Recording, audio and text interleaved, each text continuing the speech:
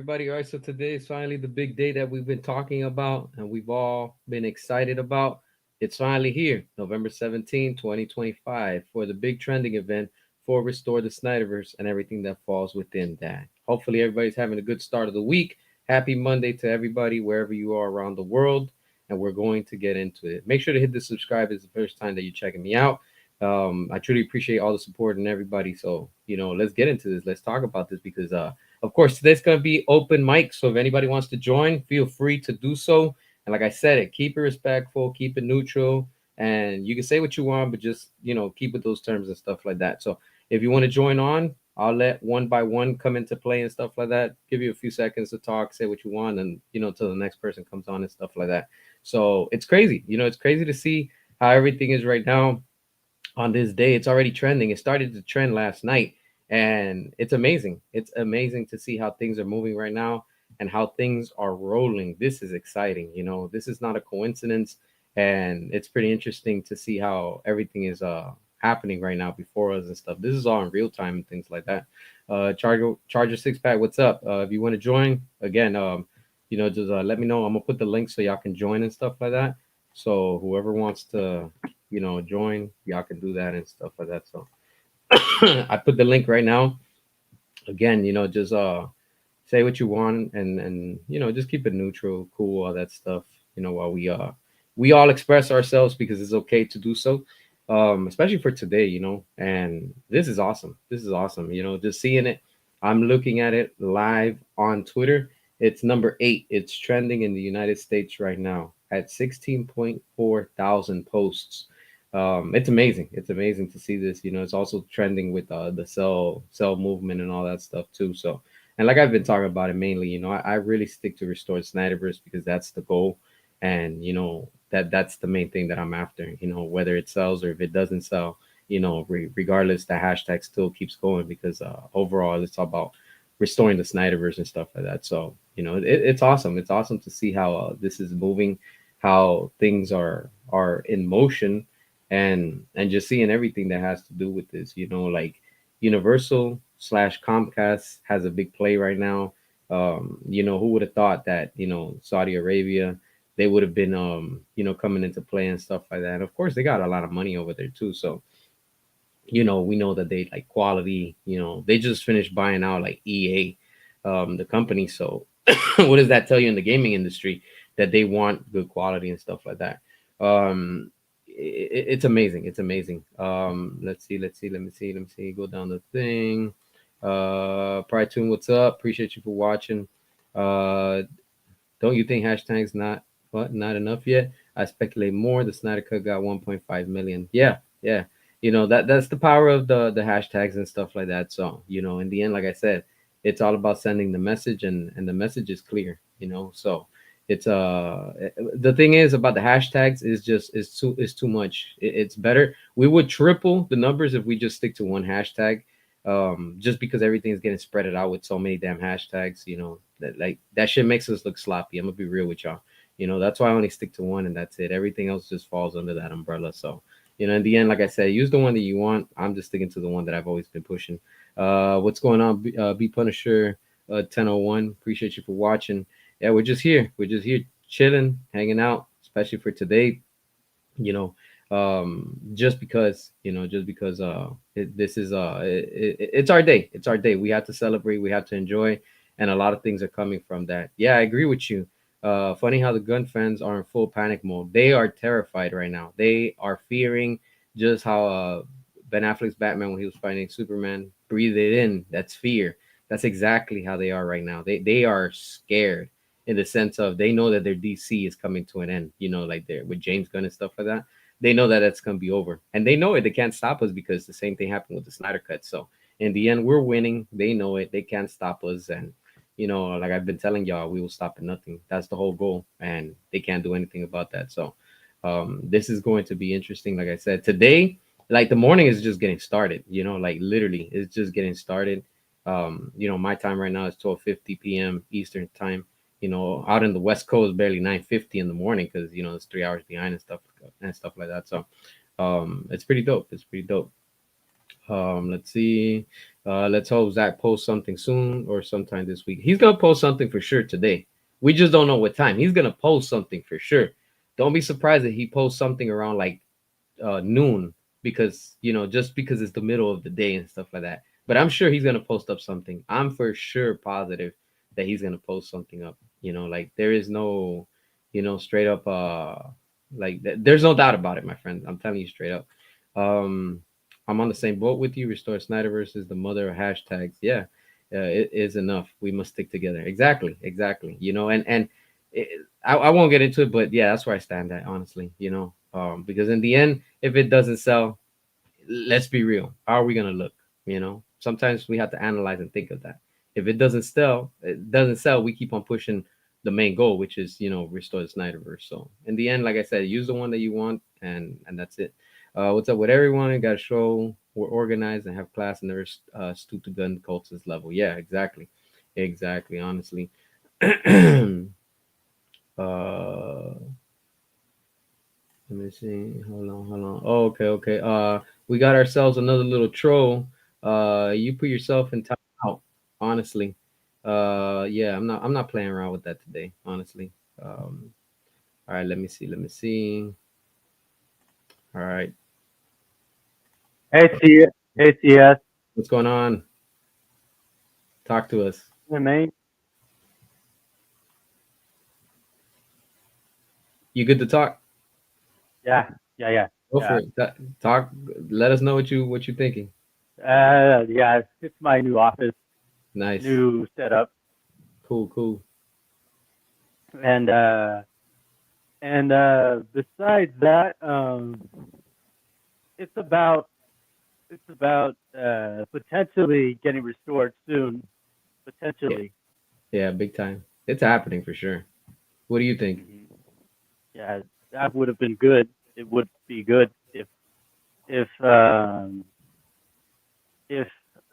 let's see here, it's going to be amazing if it were get to restored or something at some point. Yeah. Yeah. Big time. Big time. Yeah. It's just And pretty interesting. remember, Yeah. restore the Bayverse 24/7. Hell yeah, you already know it. You already know it. You know that's already happening too. Paramount at least got that together, so we should be hearing something very soon about that. Yeah, I am very disappointed with Paramount for canceling uh, Star Trek 4.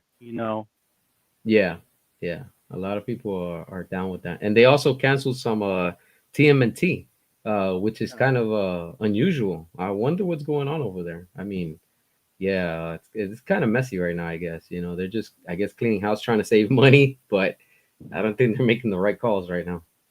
All right, and I think I have some Funkos right here.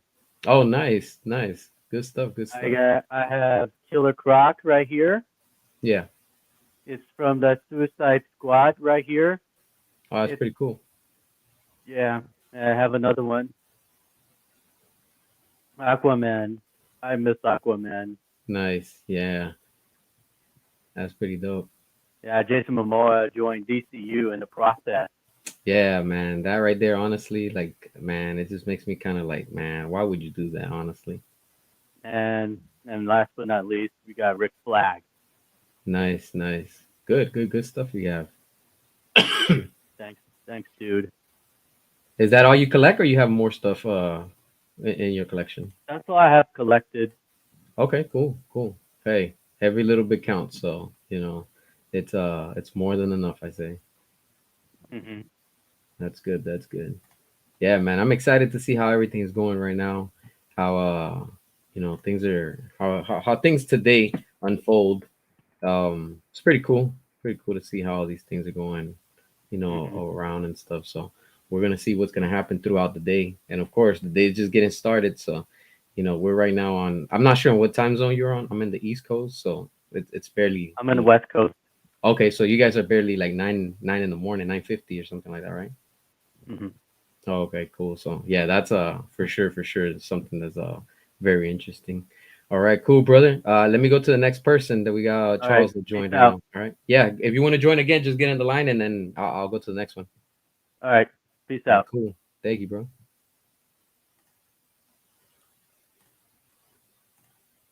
Charles, what's up? I'm not sure if we could hear you. The unmute the mic.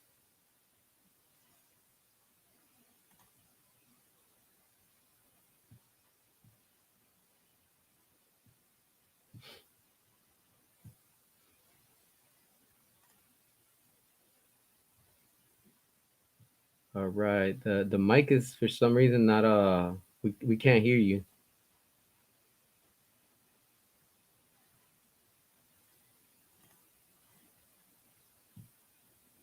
All right, try to let me remove you and then try to join again because probably is technical difficulties or something.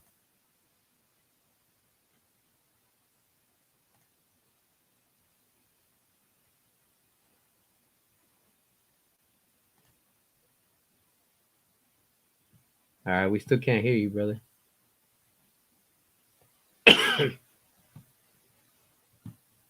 All right, anybody that wants to join, feel free. Like I said, the link's there. So if you guys want to talk and say what you want, go for it. Let me. Not sure what's going on.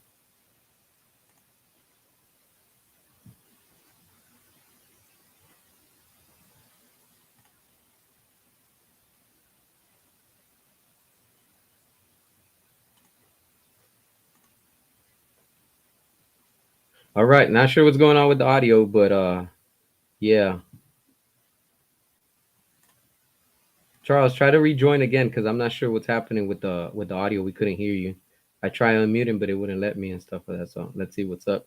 But yeah, we're just here just vibing, chilling, hanging out with y'all and stuff like that. So here we are. Like I said, today's the big day.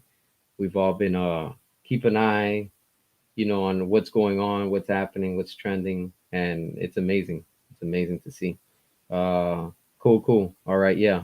Try to rejoin it because maybe the StreamYard is having a problem. Sometimes they do that, so probably they're trying to silence us. So I would not be surprised if the connection all of a sudden drops. People, I'm telling y'all right now, I'm like literally like I have 100% connection, so it wouldn't be a coincidence if the stream just goes all of a sudden quiet. So just so y'all know and stuff like that. All right, let's see. Let's try again. Let's try again. All right, here we go. You hear us?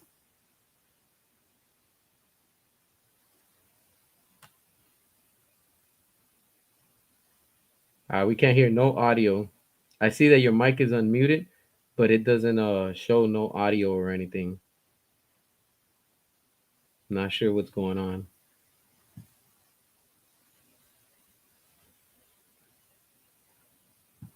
All right. Try it again. We'll try it again. All right. Let's see. Let's see. All right, Prince, I'm gonna let you in, but you already know the rules. Keep it cool, keep it neutral, and don't troll around. I'm telling you straight up. All right. I'm giving y'all a chance. What's going on? Talk to us. Okay. All right, there you go. So what's up?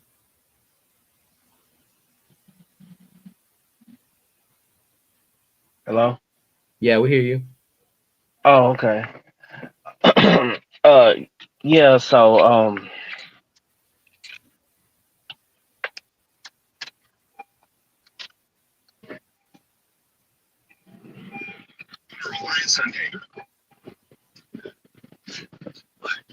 it really makes sense with Zack Snyder teaming up with the Saudis to bring back the Snyderverse.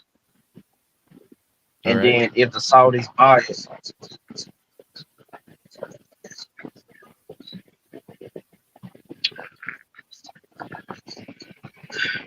yeah, if the Saudis buy it, Warner Brothers, they will allow him to do whatever he wants, and he don't have to worry about the studio interfering like it did before. Yeah, big time.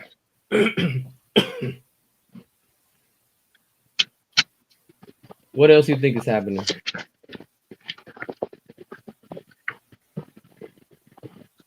Uh, did you did you see Black Adam? Yeah. I actually loved it. It was actually really good. Yeah, it was a good movie.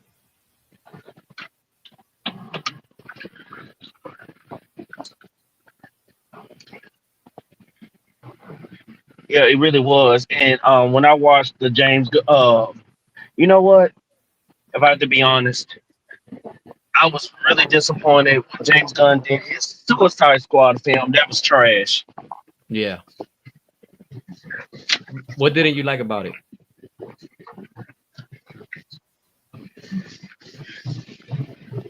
I'm like everything, everything. When he decided to try to replace some of the characters,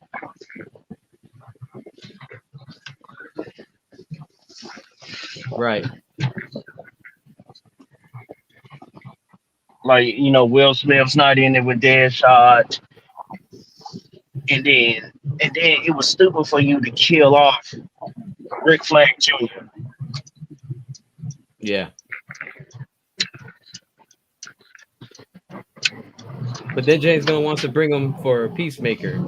So it's like he wants to get away from it, but he still wants to keep using these characters. So it's like, which one of the two is it? Like make up your mind, like, are you going to continue it or are you not going to continue it?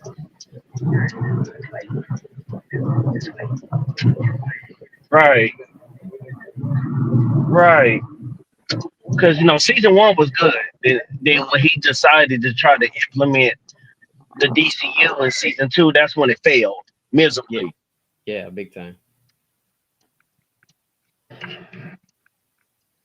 But it is where it is. This is where we are right now. So we're going to keep on fighting and, send the message out loud. So let me move on to our next participant that we have. All right. Thanks for joining us, brother.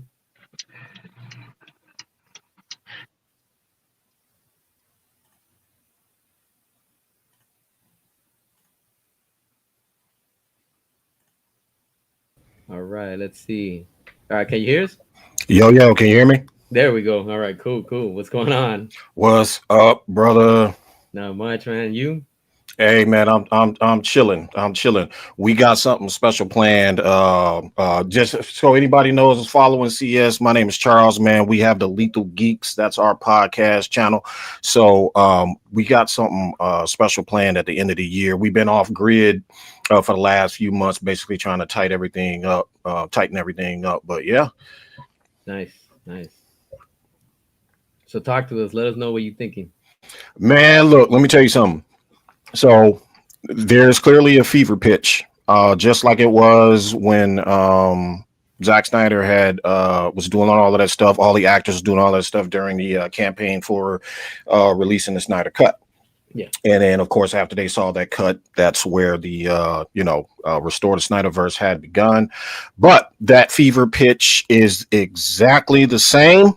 We have more actors supporting Gal Gadot coming out and supporting stuff that Zach liked, pictures that Zach put up, stuff like that. My anticipation is that this will be a trickle down effect where the other actors will get involved and, we'll start hearing stuff like that. Now, obviously, this producer came out and, he did a video. I can't remember what his name was, but he came out basically and said his sources from Saudi Arabia is basically saying one signature away. Yep. So anything can change. Everybody needs to understand this.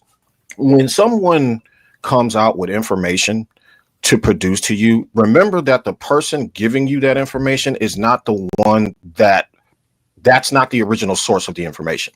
So you can't blame them if something falls flat. I want to make that perfectly clear to everybody, because everybody seems to think that YouTubers, when they come out and they talk about this information, that they're the ones up there in WBD studios running the whole game. No, if CS director comes out and says this is happening, it's only because he got the information from somewhere else. If I come out and say something is happening, it's only because I got the information from somewhere else. So I'm not a liar if it falls through. What I am is misinformed. So there's the difference. So people that get excited for stuff, y'all need to learn how folks talk. You need to learn about the English language and grammar and everything else and the way people move. So I'm going to take it with a grain of salt, just like I always do. Yeah. However, if anybody is wondering what the definition of hope and optimism actually is, this is it. Hope and optimism is not saving a squirrel from a tree or a cat from a tree or anything like that. Hope and optimism is defined as wishing emotionally for an outcome that is counter to whatever your previous situation is. That's what hope is.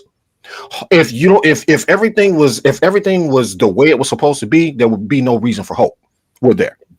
Yeah. If everything was exactly how you wanted it, hope, the word hope would not exist. This is what hope and optimism is. Hope and optimism is wishing for the best and hoping for the best possible outcome in the face of whatever it is. That's what hope and optimism is. So that's what I have as far as getting this universe restored. I have it, and I believe that it will. I'm just, kind of tampering my, my expectations. I want everybody to understand that obviously there's a reason why this man just said that he gives zero fucks now and he's just posting like a motherfucker. It isn't because he's just showcasing, it isn't because he's just showcasing his work. It means that the man can't say shit. Yeah. So let me tell you about non-disclosure agreements, boys and girls. If you don't know about that, I am almost certain that if he were to whisper a word about anything, the deal would fall through. He'd get his ass sued, and then there you go.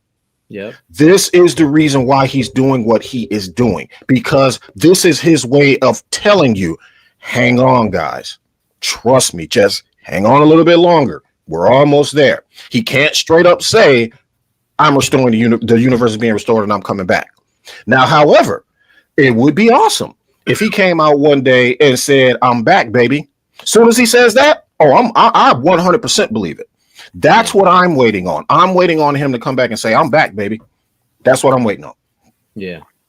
Yeah. And it's pretty dope how you said that, because it's true. He posted up the other day something about like he doesn't care and he's pretty much going to be the last one, and all this, I guess, mess, if you want to say, symbolically.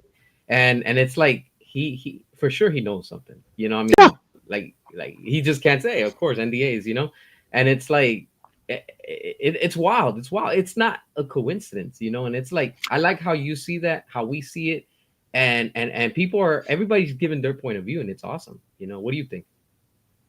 Yeah, exactly. That's exactly what I'm saying, man. I think that it's coming back. I think he's gonna be back. My hope, like I said, is at an all-time high, more than it's ever been. The traffic, all of the action that's been going on lately with these trades and everything else, it feels different than it did when it felt different. Even when he said he was when Cavill said he was coming back as Superman, and we were all hopeful and all this other kind of stuff. It even feels different than that to me, because there was still that looming that looming possibility that Gunn was going to come in and F everything up. Right. So now for those of y'all who keep saying, I don't know if they're in your chat, CS, but they generally are in our chat or on X or whatever, moving the goalposts like they normally do. But let me give y'all a brief breakdown. Gunn and Snyder did a project together. It was called Dawn of the Dead. Okay, I'm going to give you a little bit of their history. James Gunn wrote a script. The script was questionable at best because it was in his tone and in his style.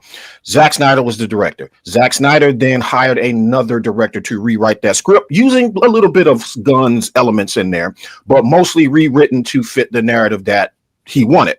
Thus began their relationship. Now, how tumultuous that relationship was, I don't know, because after Dawn of the Dead, you really didn't hear anything about James Gunn. You heard about Zack Snyder's 300 when that came out in 2007. You heard about 2011's Watchmen, and then finally you hear about Man of Steel. Now, a breakdown on that. David S. Goyer, the screenwriter for Man of Steel, was working on The Dark Knight Rises. He couldn't crack it. So he was in a cabin somewhere for 2 or 3 weeks or whatever, trying to figure out what the hell he was going to do with The Dark Knight Rises. He couldn't crack it. So one day he started reading comic books, Action Comics, Superman. He started reading all of the Superman stuff. Then he had an idea. That idea was Man of Steel. Okay. He wrote a 3-page outline of how that movie was supposed to be, the tone, the whole joint. Okay. He wrote 3 pages. He presented that to Christopher Nolan instead. So Christopher Nolan called him, asked him, "Hey, what you got? You got got any ideas for The Dark Knight Rises?" And David S. Goyer said, "No, but I do have a great pitch for a Superman movie." And then Chris said, "Cool, let's hear it."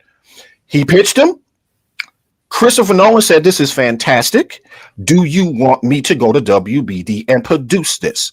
Goyer said, "I guess, yeah, let's go." They went up to WB, pitched it, and guess what? Man of Steel was born. There was a short list of 5 directors, I believe, that was on that list. And on that list was Zack Snyder. Nolan went straight to him. Okay? Nolan went straight to Zack Snyder and said, "Do this. This is my tone. I want you to pick up from where I left off with The Dark Knight Rises. Go." WBD liked the idea. Let me say that one more time. WBD was on board for a darker, more serious, more grounded Superman story, okay, than just like Christopher Nolan's Dark Knight. They were on board with it. The moment the movie didn't make $1 billion, though, that's when Kevin Sugihara decided, "You know what, let's go full IP, let's copy Marvel, and let's just do it that way." And Zack Snyder wasn't down with that. So let me say it for you one more time, okay? They wanted a more grounded universe.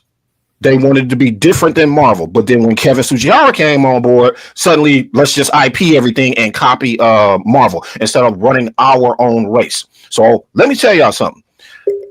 The Detective Comics Extended Universe is not Marvel. Let me say it again. The DCEU, Detective Comics, is not Marvel. It never was. I don't know what makes people think that we all want to drive up and down the street and just see McDonald's restaurants on every corner. No. I want Wendy's. Okay? I want Taco Bell. Mm-hmm. I want a variety of shit. I don't want to just see James Gunn's crap all over DCU. Am I saying fire this dude? Yes and no. I'll explain that. Should he be gone from DC? Not necessarily.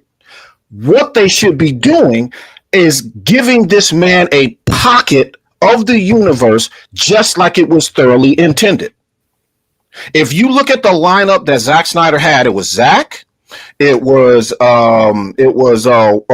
Famuyiwa for his Flashpoint script.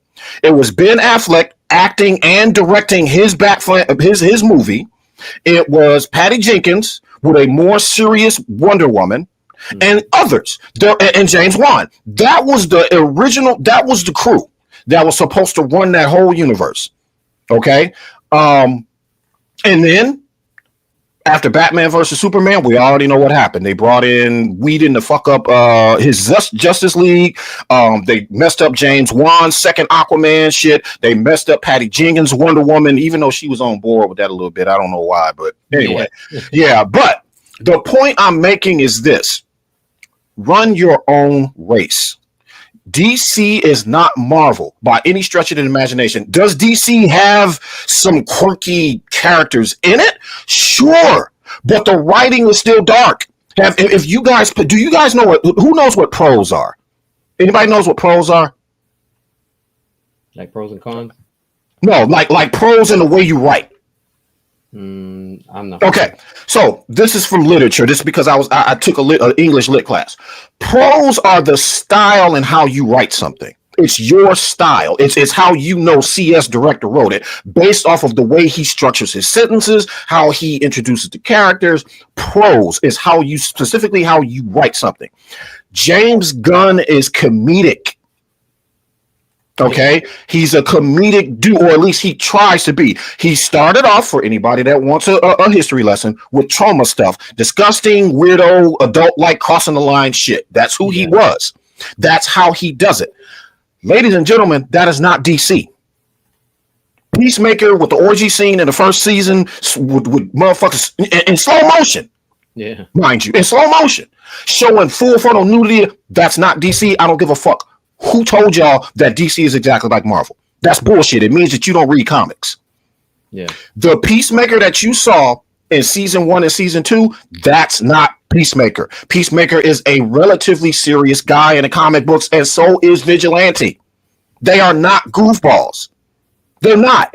So if you claim to be a comic book reader, more so than me, by the way, I'm more of a cinephile than comic books. I read comic books, but I'm more of a cinephile. Okay, but if you read those comic books, you will understand based on look at the prose, look at how the comic book is written, look at the words, look at the structure of the words. You will know that Peacemaker is not a goddamn goofball. He's not exactly like Batman, but he's also not a goofball. Yeah. You know what I'm saying? Big time. So yeah, so like I said, man, I'm excited. I want to see the conclusion. Let me tell you something, bro. When I first saw Darkseid, when he jumped out of that goddamn that troop carrier and he landed on the ground, the first time I saw him after I saw that fucking bullshit ass Steppenwolf in Justice League, I was like, what the fuck is going on right now? Yeah. And then at the end, you show this motherfucker showing up in a boom tube with his hands behind his back, like what? And then you're telling us, nah, let's just comic book everything up, make it all funny and stupid, and bring in James Gunn. Yeah. I am not saying James Gunn is inferior to Zack Snyder. Let me make that perfectly clear. I am not saying that he is inferior. I am saying he is different. Do y'all understand that? You can't reach the level of something when you don't have that experience. Stick to what you know.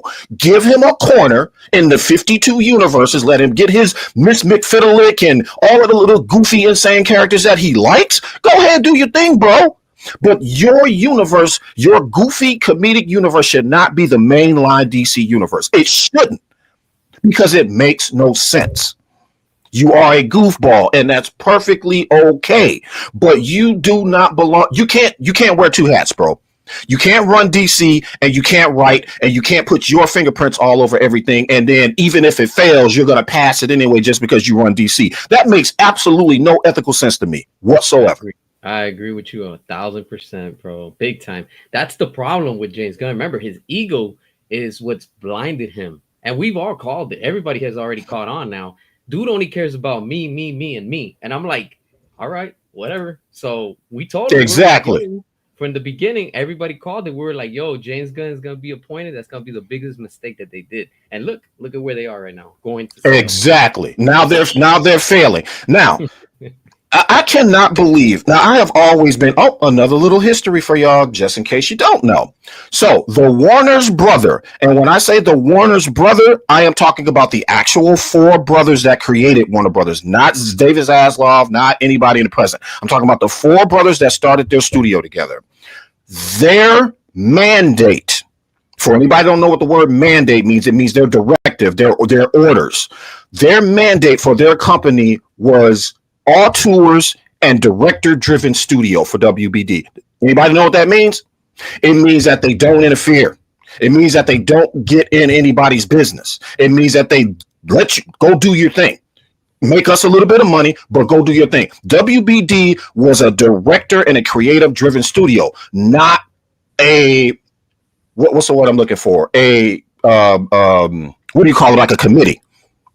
It wasn't one of those studios. Okay, they intended to bring in auteurs, artists, and regular directors, obviously for for IPs and stuff. But their goal was to hire people like Zack Snyder, hire people like Peter Jackson, hire people like Christopher Nolan to make WBD the way it is. That's why WBD felt different than other studios. Whenever you saw WBD pop up on screen, you knew you were in for something great.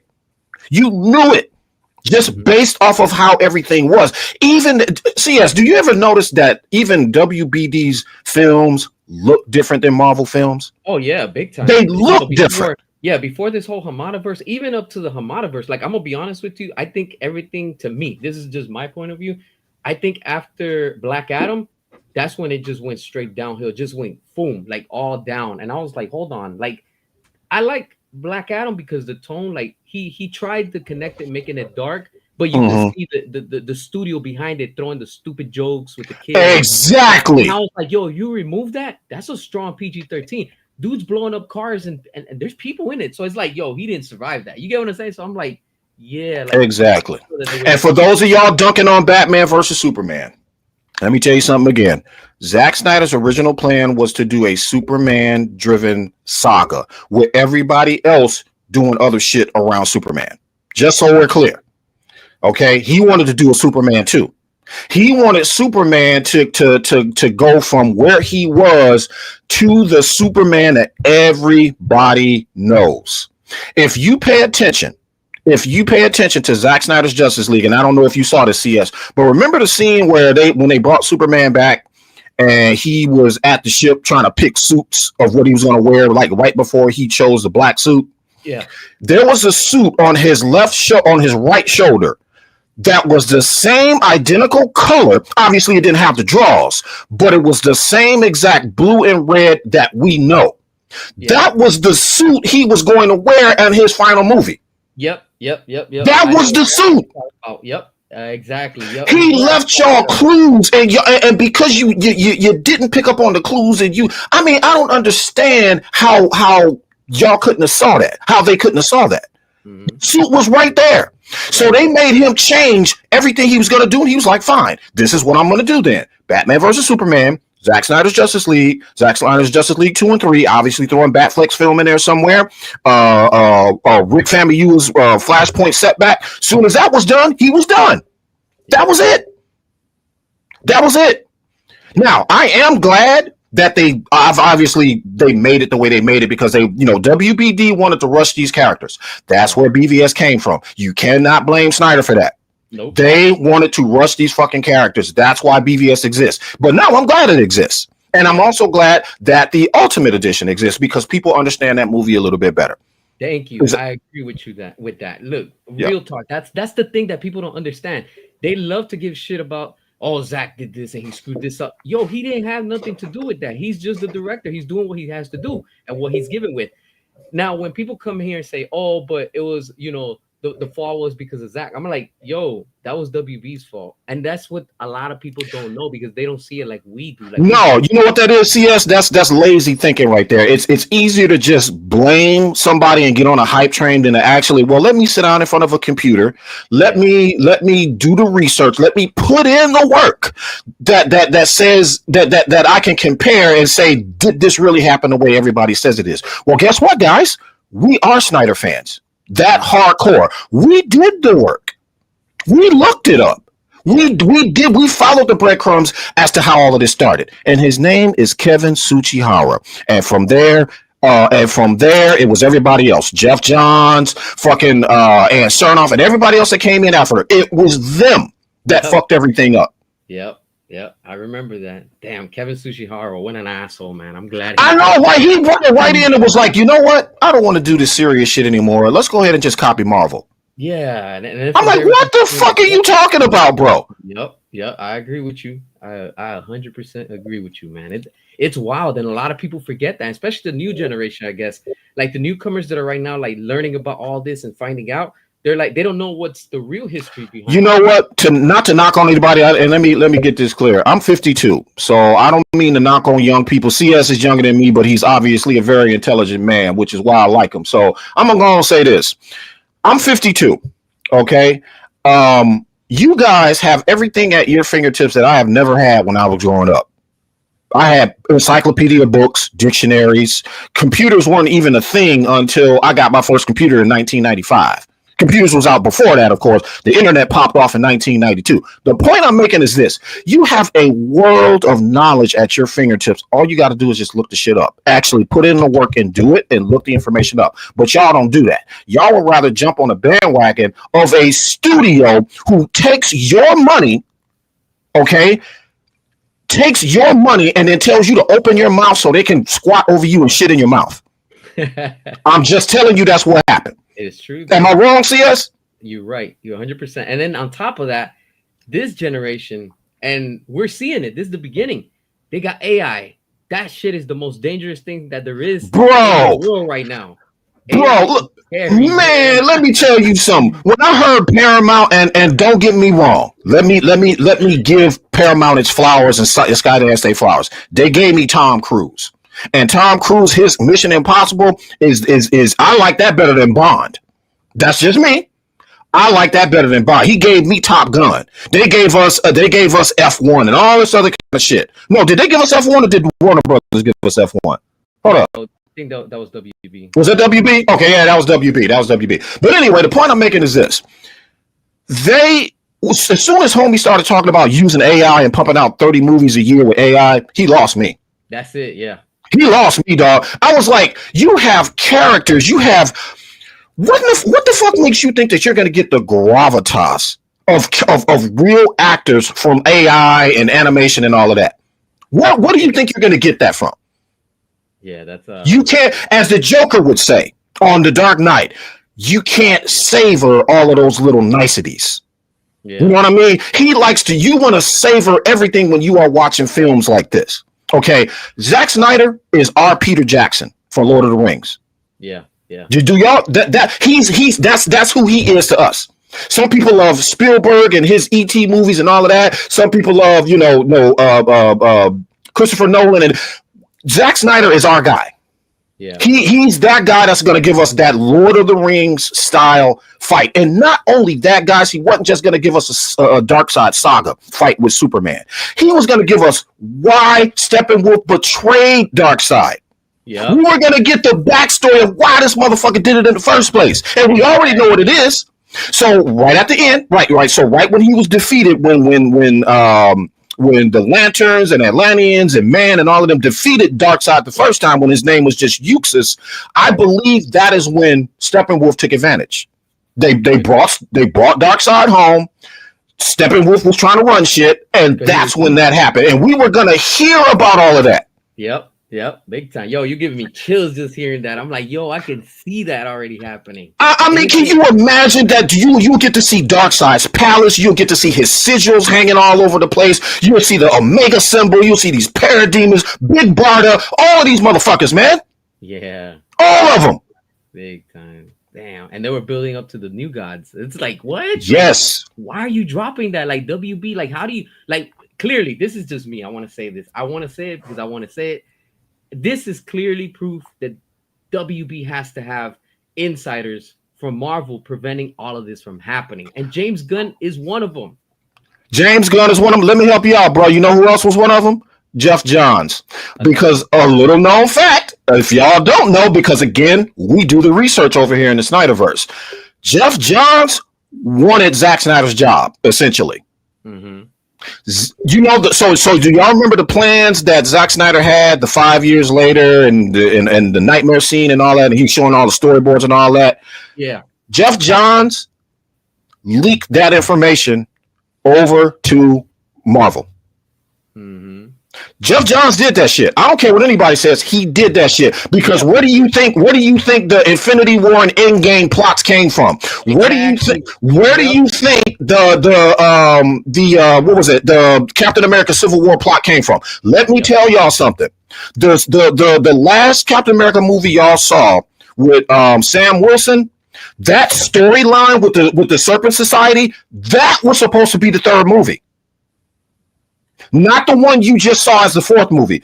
Kevin Feige changed his plans. When he saw what BVS was going to do, he immediately changed it into an inside fight with Thank you. That's what he did, guys. Yeah, he even admitted it. After he admitted it. They changed that information because they knew that BVS was going to blow his third film out of the water talking about the Serpent Society. So they decided to make a fight between Iron Man, Captain America, and Helmut Nemo, and him being at the center of all of that shit.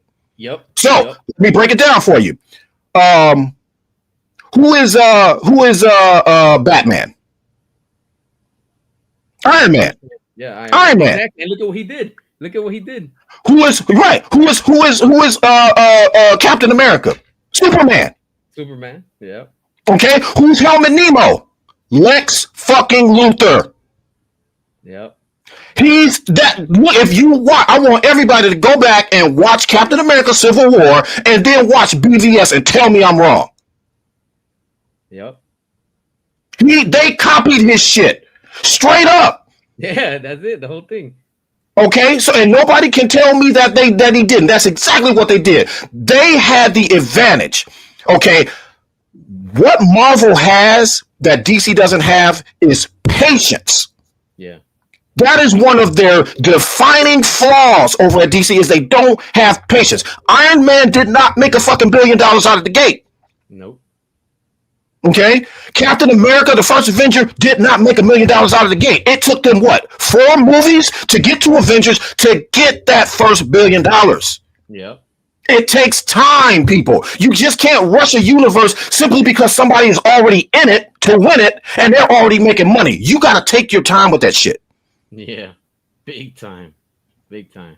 That is how business is done. You got to hire people that knows about the comics, and I'm talking about the lore, not just the characters. I'm talking about the lore. And none of those fuckers up there, except for Jeff Johns, knew about the lore, but Jeff Johns was a fucking traitor because he wanted Zach's job. Mm-hmm. He was getting a check under the table for sure. Come on now. Paying him a fat ass check. There's no doubt, you know. How stupid do you have to be to not know that? Mm-hmm. Big time. So anyway, I know I've been going on a lot, man. I appreciate you letting me on here, brother. Yeah. I don't mind. But bro, look, hold up. Let me see. I want to see Superman get. Thank you. Look, let me tell you something, bro. Can you imagine Superman flying with all his might, and he's just seconds too late from seeing Lois get dusted? Yo, like that image that's going around right now. Bro, and Batman is in there like, holy shit, I better get the fuck out of here. He's like, yo, he's trying to crack the window and stuff, and it's like you see Superman, yo, and you just see Darkseid there chilling with his arms behind his back with the beat. Come on now. And y'all telling me y'all don't want to see Darkseid floating like 2 or 3 feet above his feet, just floating in the air and zapping everybody with them goddamn beams? Shit. Come on now. That's what we're fighting for. That's what this whole thing is all about. We want that. We want to see that. And that's what Disney's scared of. I'm gonna say it how it is. Disney straight up scared of what Zach can put out. They know exactly. Disney look, I'm gonna say how I want to feel, but I know some people are gonna get offended. I don't mean to offend, but Star Wars used to be the shit. It used to. Yep, used to. Never been a Star Wars fan. Never been a Star Wars fan. I know a little, probably maybe 1%. But the thing is, when you look at Star Wars and you see the fuck up of Disney, of what the Star Wars brand has become, they literally turned down Zack Snyder for Rebel Moon. WB turned it down. They could have both been eating. They could have said, you know what? Let's give him a shot. Can you imagine, bro? If I was CEO of this would have been shut down way back in 2019. That'd have been, first of all, Zach, come on back whenever you're ready, bro. You're going through some shit right now. I understand. Do your thing. We're gonna put your shit on hold. We're gonna try to crank out some shit till you come back. The moment he comes back, I'm like, all right, go pick up where you left off, homie. Let me know if you need anything. Yeah, that's simple. That's it. Go do what you do. Get your people back on board. Go do what you got to do. Let me know if you need anything. It would have been that simple. Yeah. Okay. Now, again, not to offend anybody, not to offend anybody's age, not to offend your generation. I am just saying this and CS understands what I'm saying. That's why I love you, bro, because you get it. You get what I'm saying. You know. We don't want to see that immature ass, stupid ass, goofy ass, 6-year-old ass, feety pajama wearing ass, fake ass, cape ass, Saturday morning cartoon bullshit. That's true. We don't. There was a place for it in our hearts when we were children, guys. And sometimes there's still a place in it. I'm not going to lie. I love Shrek. Did I tell you that? Shrek is my all-time favorite animated shit of anything of all time, bro. Shrek. Yes, Shrek. I love it. Okay, so I get the animation pool, but here is what you are missing when you try to restore a universe in animation. You don't get to savor those little niceties. You don't get to see the emotion. You don't get to see the gravitas. You don't get to see what it's like to have real stakes and real urgency. Those elements are important when you are shooting films like this. You don't get that from animation. Animation is cool as shit. Don't get me wrong. But live action is better. Live action is always going to be better. That's just the way it is. Exactly. Have you been hearing, now that you're talking about live action, let me talk about this real fast. Have you been hearing that bullshit rumor that they're saying right now that apparently is gonna get restored and it's gonna be all animated. Come on, man. No, I'm not buying that rumor. And look, and like I said, the only fools that are following that animation stuff and will be okay with it is because they like animation or comic books or whatever. Okay, now I'm gonna break down a little statistic for you folks. Not everybody watches animation. Yep. Even in the Snyderverse. Not everybody reads comics. Not even in the Snyderverse. But most people generally watch films. Do they not? Yep. So why the fuck would you make something animation like this? Matter of fact, why would you give us 3 live actions, give us a Dark Side at the end, only to say we're going to give you animation? Hello, we've seen Dark Side in animation already. Cool as that was, I don't want to see his conclusion to JL2 and JL3 in animation. Yeah. I don't. And that's the thing. It makes no sense. Some fans are like, "Oh, okay, I'll take a animation over live action." What? What the? What are you talking? Dude, are you 5? What do you mean you'll take that over live action? Are you stupid? Yeah, that shows you. It just shows you that they'll settle for anything, and it's like exactly, and we will not, which is why we're winning. That's what I love about what Zach told the Russo brothers when they were eating that slice of pizza. Zach said it straight up. Don't compromise. Exactly. He had an interview with the Russo brothers, and they were trying to get the little secrets from him, but he wasn't giving. He wasn't giving up shit. But at the end of that, he was just like they asked, "Do you have any advice for us, for anybody out there?" And his words were, he was shaking his head when he said it. Don't compromise. You goddamn right. Y'all hate us because we are perseverant, we are deliberate, and we are not going to say yes to any fucking thing that y'all give us. This is my fucking money. Okay? Exactly. Tickets cost $16, $17 a pop. Yep. Not to mention concessions, which is mainly what studio theaters get back. Yeah. You know 4KO, right? Yeah. CS 4K spends about $200 goddamn dollars every time he goes to take his family to see movies. That shit adds up. That's fucking insane, bro. Yo, that's more than a car payment, yo. Like, damn. And y'all think that we owe studios? They owe us. It's our money. Yeah, big time. Without us, they ain't nothing. You ain't shit, and that's been proven. And just like Harsh Critic says, look, everybody try to throw the age stuff in there. Well, Ben Affleck's this, Gal Gadot's that, Henry Cavill's this. Well, let me break it down for you. What was it? Deadpool and Wolverine. Oh, come on. Hugh Jackman is 62. He was 60 when that movie came out. Mm-hmm. Jennifer Garner, love her. She was 53. Okay? Bro, I'm sorry. No, I had it backwards. Wesley Snipes was 63. Hugh Jackman is like 58 or 57. Jennifer Garner was 53. Chris Evans is like 48 or 49. Ryan Reynolds is like 48 or 40. Look, they're old. That's the point that I'm making. So y'all can stop with those excuses about the actors being too fucking old, because most of the time, they're gonna be stunt people anyway. Yeah. What was Ben Affleck's stunt guy name for his BVS movie? I can't remember. I know who you're talking about. Damn, I forgot his name. Yeah, but he was in the suit most of the time. Yeah, 80 to 90% of the time, he was the one in the suit fighting. Mm. So shut the fuck up about them being too old. Yep. And then you see in the comic book, The Dark Knight Returns, and from what Zach was doing, Batman got great hair. So I'm like, yo, what's the difference? I want comic accurate, but when Zack Snyder wants to do it, there's a fucking problem. There's a problem, and they can't tell exactly, and they can't say. And I mean, let's think logically, let's think reasonably here. You can't give me one iota of an instance as to why y'all hate Zack Snyder. You can't give me one legit reason why you hate him, other than he made a couple movies you didn't like. That's no reason to hate somebody. That's a reason to have an opinion, sure. But that's not a reason to hate somebody to the point where you're online melting down mentally because of it. Yeah. Big time. It makes no fucking sense whatsoever. They need to take this digital age away from y'all motherfuckers. I swear. They need to. I want y'all to wake up one day and wake up and it's like 1984. I want to see what y'all gonna do. I know how I'm gonna move. I'm gonna be happy as shit. Yo, look! Somebody just posted this. Too old.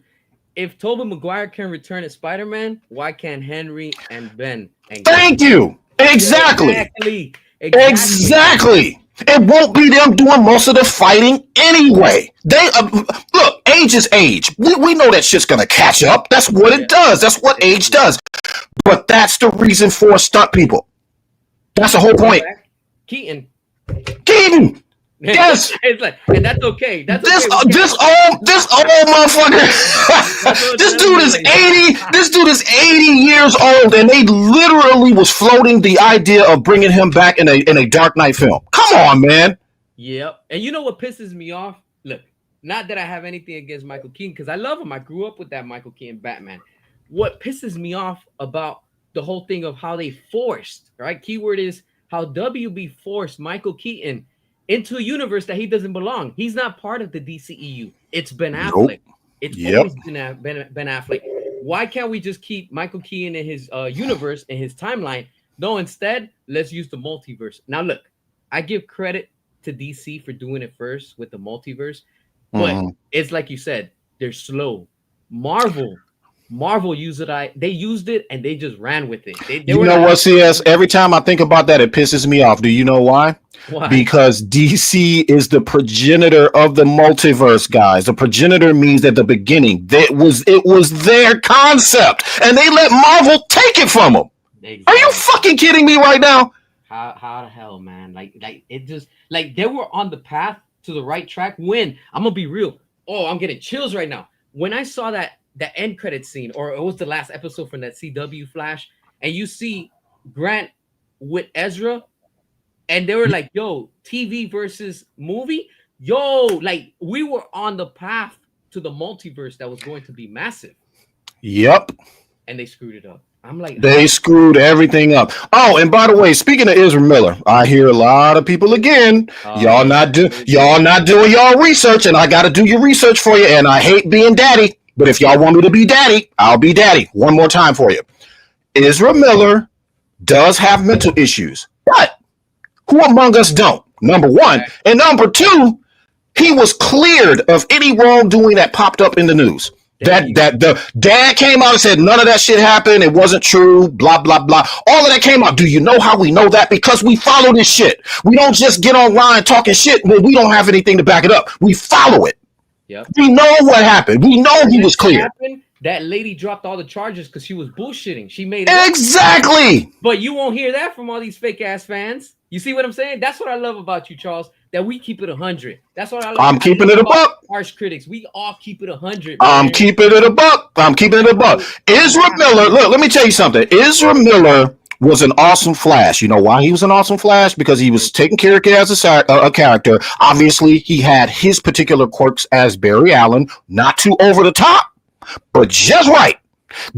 Zack Snyder directed a perfect amount of humor into that character for Ezra Miller. Okay, James Gunn Superman would have been better if another director were involved, or he would have directed him in another way. Yeah. Okay. If anybody saw the audition tape, you know what I'm talking about. I saw it. Yeah. That was Clark. That was Superman. The way that David Cornsweet gave that performance in his audition tape, that was Clark. That was that Superman. That was the Christopher Reeve. Put your hand. That was him. You could tell by the tone of his voice, the inflections of his voice, everything. If you look that up, guys, if you haven't looked up his audition, look that shit up. But then he let James Gunn direct him. Yeah. And that's why you got the Superman and the Clark Kent you got. That's simple. Yeah, big time. It's nuts. You know, it's like how I just don't get it. You know, I really don't get how does WB. They have all these ideas. They have the characters. They have the right directors. They have the right road right before them. How do you not milk that? You would have been past $1 billion. Like, it's just that they don't believe. It's like you said, they're not patient. That's the thing. WB is so impatient, you know. And it's like, But then with James Gunn, now they want to be patient. So James Gunn could do whatever he wants, how he wants, no stop, no interference. But when Zack Snyder and David Ayer were there, oh, it was always a problem. It was always a no this and no that. So I'm like, yep, they wanted to copy Marvel to the very end. They separated Marvel from the rest of it and made it its own studio. They did the same thing at DC. Then they give Guns the keys to the kingdom and let him make whatever the fuck he wants to. And then also simultaneously saying that we're going to lose half the fans. And speaking of that, and then I'm going to go ahead. I know I've been talking a lot, man. I got one more thing I want to say. But yeah, I want to say about this whole Superman being successful. Let me explain something to y'all. Overseas is king when it comes to the successful of an American movie. I'm just going to tell you right now. Now, Superman made $616 million on 38 million tickets. Man of Steel made $670 million on 84 million tickets sold. So that's roughly half of what was sold. Now, what we've been saying and why inflation matters is this. If tickets were $8.16 back in 2013 on average, and Man of Steel sold 84 million tickets, making $670 million. By definition, today, James Gunn's films, with the tickets being roughly double what they were back in 2013, should have made $1 billion. Am I wrong? You're right. If think about it, if you're missing half the audience, it means you're missing half the tickets. Yep. That's what that means at $16 and something cents a pop.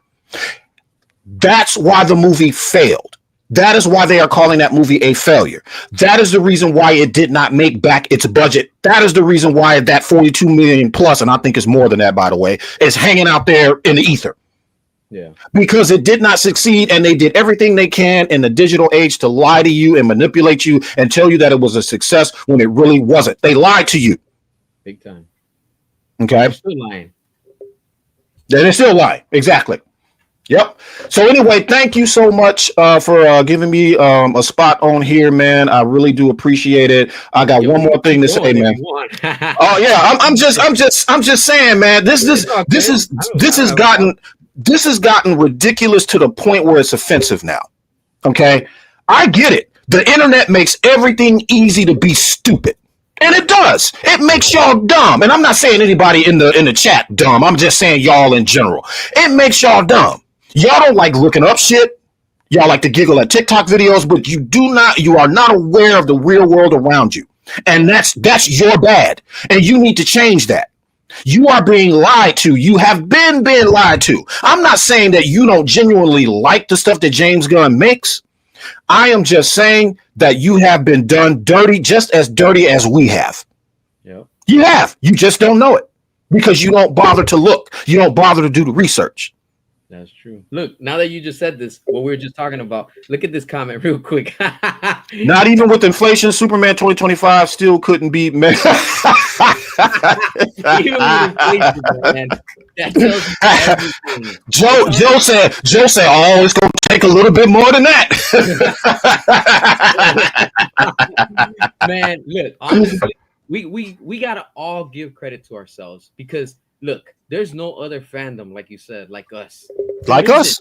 Not Star Wars, not Jurassic Park. Yo, there's in every fandom, there's always a civil war. There is. It's just because how fans are. We're always going to talk shit. But in the end, exactly. You know? Yeah, it's always been that way. Even before, like the digital media blogs and all that stuff started kicking off. There was still fandom fights. Exactly. This shit has been going on forever. As long as you could get up behind a computer or something, or even in a newspaper, and just start typing out what your feelings are. So this has been a thing forever. Now, I was about to say something else. So James Gunn literally started this fight. Yeah. The first words he ever said, one of the first things he said was, Somebody had came out and asked him what he thought of the Snyderverse and about it coming back and all this and the fan base and all that. He came right up and said that we were a fractured fan base. He talked to Zack Snyder. Zack Snyder's not interested in coming back. Folks, those were all lies. Does it look like Zack Snyder's not interested in coming back? Right. Why do y'all think he's been posting all this shit? This man has been basically saying what his feelings are. He was pissed off. When somebody pisses you off, the first thing you're gonna do is basically venge off of that anger. Hell no, fuck you. I don't want to talk to you no more. But eventually you'll end up talking to him again, right? That's that. That's Ben Affleck. When you heard Ben Affleck saying he's not coming back, that's him being pissed off. Yeah. That's him basically saying, I'm not gonna come back unless it's Zach. Yep. That's all. Read between the lines. Exactly. You know the story of what happened real quick with Ben Affleck, why he came back for the Snyder Cut, right? Yeah. You know he did that for free. Yes, he did it for free. This is what I keep trying to tell them, bro. They don't get it. Oh, it's gonna cost this. Ben Affleck's character alone is gonna be $20 billion. No, it's the fuck not. Nah, it's not. If he did it for free, he did a solid for Zach. And they shot that shit in the backyard with a green screen. Let's go. Make this shit happen now. And you know how much money they will be bringing back into their pockets? It's nuts. Nuts. Here's another one for you, CS. The Saudis are talking about jumping into this DC thing and the Snyderverse thing full force. Do you think that these people are actually going to settle for animation? Hell nah. Come on, bro. Yo, they own the UFC. Who would have thought? Look, let's be real. I grew up watching WWF at the time. And of course, because of copyright shit, they had to change it to WWE.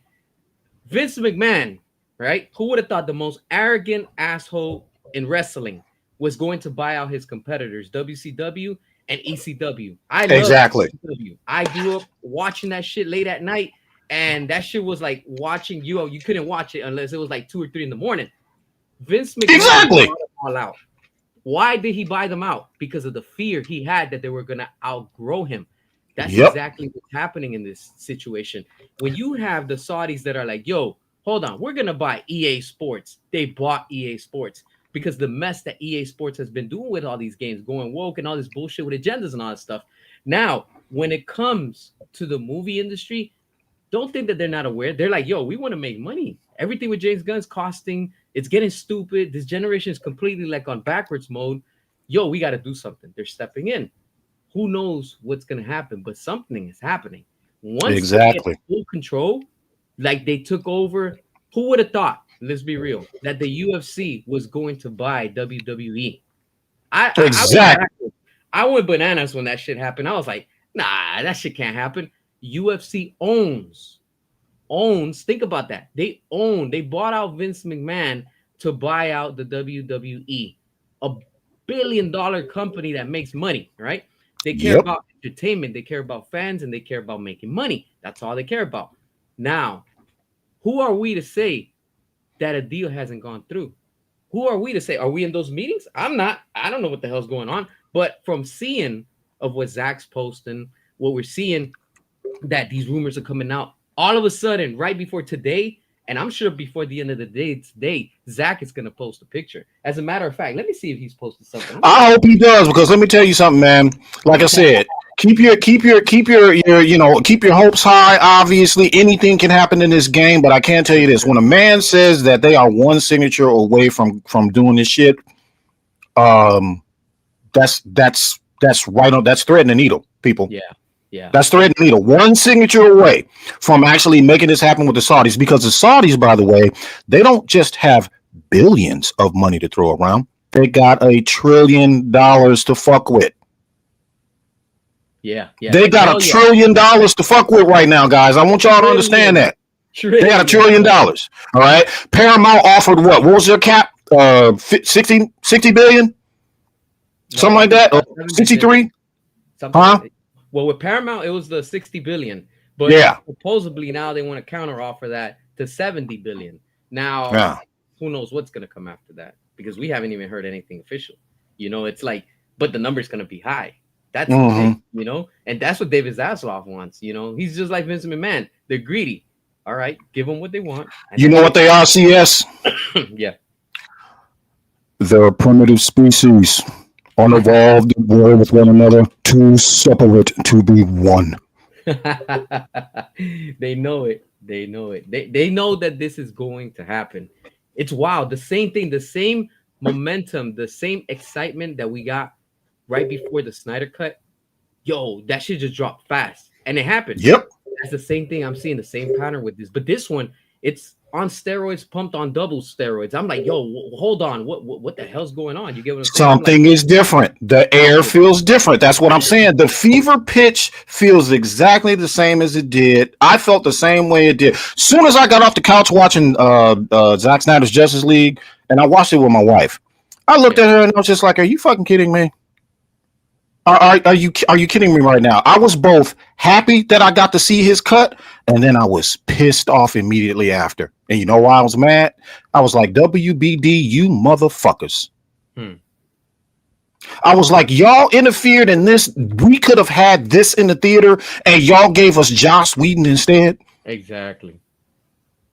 Cyborg with the cheesy line "booyah" and Flash falling on top of Wonder Woman and all this other shit. I was just like, bro, what the fuck? That's Joss Whedon's work right there. The same like we're seeing with James Gunn. You know, both of them suck. But I'm gonna be honest with you. I think Joss Whedon. at least Joss Whedon. I don't know his humor is a little bit different. But James Gunn's on the level. Oh, I you know what? I will concede that, and I will say, between two buckets of piss, one of them tastes like strawberries, and the other one tastes like straight up piss. I'll take the one that tastes like strawberries. Then, yeah. So I agree. I agree with you on that one. His Whedon is an idiot, but James Gunn's humor is whack. It's terrible, man. It's like literally like James Gunn has like a little like 8-year-old next to him. He's like, oh, what do you think we should do? We should do this and that. Let's do it. I know, right? Got an 8-year-old behind him walking back and forth, just clowning, like, say this instead. And he's all at the keyboard. Oh, that's funny. No, it's not funny, bro. Like, how? This shit ain't funny. And this is why WB is in this situation. And the best part is, like, I don't know how you are on time right now. Like, I don't want to hold you up if you. Oh, I'm not doing shit. I'm chilling. Today is my day off, so. We're still going, so you know the chat's here live. Everybody's tuning in. We're gonna keep going. All right. It's crazy how all of a sudden you think about this. WB, you have literally all of this at the disposal of your fingertips. You have everything. You have Zack Snyder, David Ayer. You have a universe, and you decide to give that up just to go and do the full Marvel formula, and even that shit's not working. It's not working. It's like, this is what you wanted. You finally have it, and it's still not giving you results. How about now we finally admit it, and let's go back to what was working? You want that money. I don't mind giving them money, but when you give us quality, that's the difference. Not with James Gunn. James Gunn and have patience. Have patience, guys. It takes time. Those of you aspiring directors and creators out there who wants to get into big leagues when we're talking about making movies and stuff, it takes time to build up to that. Iron Man only made $585 million. Captain America made somewhere around there. What was the other one? There was 3 movies that came out before that. So it was Iron Man, Captain America, and what was the other one? Which one was it? No, Thor. There it is. So, and I think the Hulk movie, right, with Edward Norton, wasn't that part of that? Came out before, yeah. Because So, all right. So those 4 movies. So Hulk set up Iron Man. Iron Man set up the other 2 movies, Captain America and Thor. Finally, culminating into the $1 billion movie that the studio was waiting for in Avengers. Yeah. That was all they had to do was just let the man build the universe to that $1 billion movie y'all were talking about, and you would have got there. Yeah, big time. You would have got there. They would have been already there. Honestly, it's like how do you have literally, like I've said it multiple times. I'm sure we all think about it. How do you own Batman, Superman, and Wonder Woman, but you have no idea what to do with them? That makes absolutely no sense. No sense at all. I'm like, you know how many people want those characters? That's why you have Marvel that are trying to rip off those characters. And I'm like, It's not the same. You know, it's like you just said it. You know, who's their Batman? Iron Man. You know, it's like they want Batman. They clearly want it. They can't have him. And They it's can't like have them. they can't have them. And it's like WB, you don't deserve these characters. You really don't. There was a point that they did that they cared about them, but I think it's Hmm. just the bad management. Like for example, look, I use this example a lot. Like the meme or the quote. Have you ever seen the quote where it says people don't leave jobs because of the jobs. They leave it because of bad management. And, Hmm. and that's exactly what's going on with Warner Brothers. It's not that they're a Exactly. bad company. It's not. I love Warner Brothers. I love the movies that they put out and stuff like that. Not everything, but for the most part. But when it comes to the DC brand, it's like, dude, you got Batman, Superman, and Wonder Woman. You just gave us the Dark Knight, trilogy. Loved Hmm. it. You gave us Michael Keaton. I enjoyed it. You gave us what you did with Joe Schumacher, whatever. It was a little downfall, but I still enjoy it, guilty Yeah. pleasure. And when we get after The Dark Knight Rises, right, with Christopher Nolan, that changed cinema. It changed everything. And then we get Man of Steel, and then we get Batman versus Superman. It's like, yo, hold on, this is getting better. This is different from Marvel. I enjoy Marvel. I like what they're doing, but this is also different. It's like you said earlier. It's having variety. You don't like to go to the bakery. I don't go to the bakery and be like, yo, I want to get everything the same. I want different things. I want Thank this. you. I want that. Thank you. I want sweet, but not too sweet. I want this one that has this. I want that. You get what I'm saying? Because then later you're gonna crave it, and that's what we were getting with that, Thank you. man. Sometimes I like Chinese food, guys. I don't want to just eat burgers all the time. There So you go. I'd be highly disappointed if I'm driving up and down my block looking for something to eat and all I see is McDonald's. Yep. That's James Gunn's universe. It was. Oh, and for those who say that James Gunn is the most successful comic book movie director and all that of all time, let me go ahead and explain another something to you. James Gunn had a nice little hammock that he could land in right in the middle of that universe when it was started. That's why his movies were so successful. I want you to try to imagine one of his Guardians of the Galaxy movies being the first movies in their MCU. Do you think they would have been successful? I don't No, think so. no. That's just the way it is. He got a leg up. He got a leg up. Okay, when it was already established and all of those films were making money and they were successful and all of that, he fit right into the middle. He slid his ass right on into the middle. That's why those films were successful. Okay, but I don't want to see Darkseid doing the dance off. I don't want to Nah. see. I don't want to see. I don't want to see Batman doing the Running Man talking about dance off, bro. No, I don't want to And see all jokes that. in there and stuff. I'm like, I don't want nah, to see man. all that. Some of y'all might want to see it. Some of y'all want to giggle and remember yourself in the fifth grade and all that. I don't. I don't want to see that. That's just me. I want to see some Lord of the Rings type blood and guts, armies fighting, ancient armies, mythical, goddamn Clash of the Titans type of shit. That's what I want to see. That mature type of stuff. That mature stuff. That's what I want to see. And talking about mature real quick. Look, a lot of people are always like, "Oh, but Zack Snyder never throws jokes or anything." No, yes, he does at the right time and at the right moment. I'm gonna be real with you. I like what Ezra Miller did with Barry and the Flash, and in the Snyder cut, not all the time, but there's a few moments that he cracks his jokes here and there, and they fall into play. They For that scene. exactly like the part where It's like, yo, it's like, okay, that they was fit good. right in. It's like his joke slid right in because it was just part of who they are. The joke landed and it was done. They didn't relish on the joke. They didn't carry it too far. He put it right where it was supposed to go. Like the part where he was like, remember when they were all on the roof, and then Wonder Woman said something about them being parademons, and then Barry Allen was like, "Okay." I started Exactly. laughing my ass off. I was It's like, like, yo, okay, he did that. That was good. Like it wasn't cheesy, it wasn't corny, but it worked. It That worked. was Barry, and the part where he was like, he was still on the roof, and they all left, and he was like, "Oh wow, they just vanished." Huh? What? Yeah, Oh, like, that's oh, rude. okay. Yeah, he's like, "That's rude," and then he just took off. That is how you do humor. That's not over the top. It's just right. It slides right in there, and it's done. That's how you Exactly. do it. And it's not forced, and it's It's natural. not forced. Okay, exactly. Like, yeah, that fits. Unlike what we're seeing with James Gunn, that he forces every type of joke in there. Joke in there. And and speaking of forcing, man, I gotta ask this question to the audience, man. And I'm sorry, but oh god, I gotta ask this question. Okay, let me give you a background on myself first of all. English lit is my thing. Grammar, English lit, all that. That's what I studied in high school and especially college. Okay.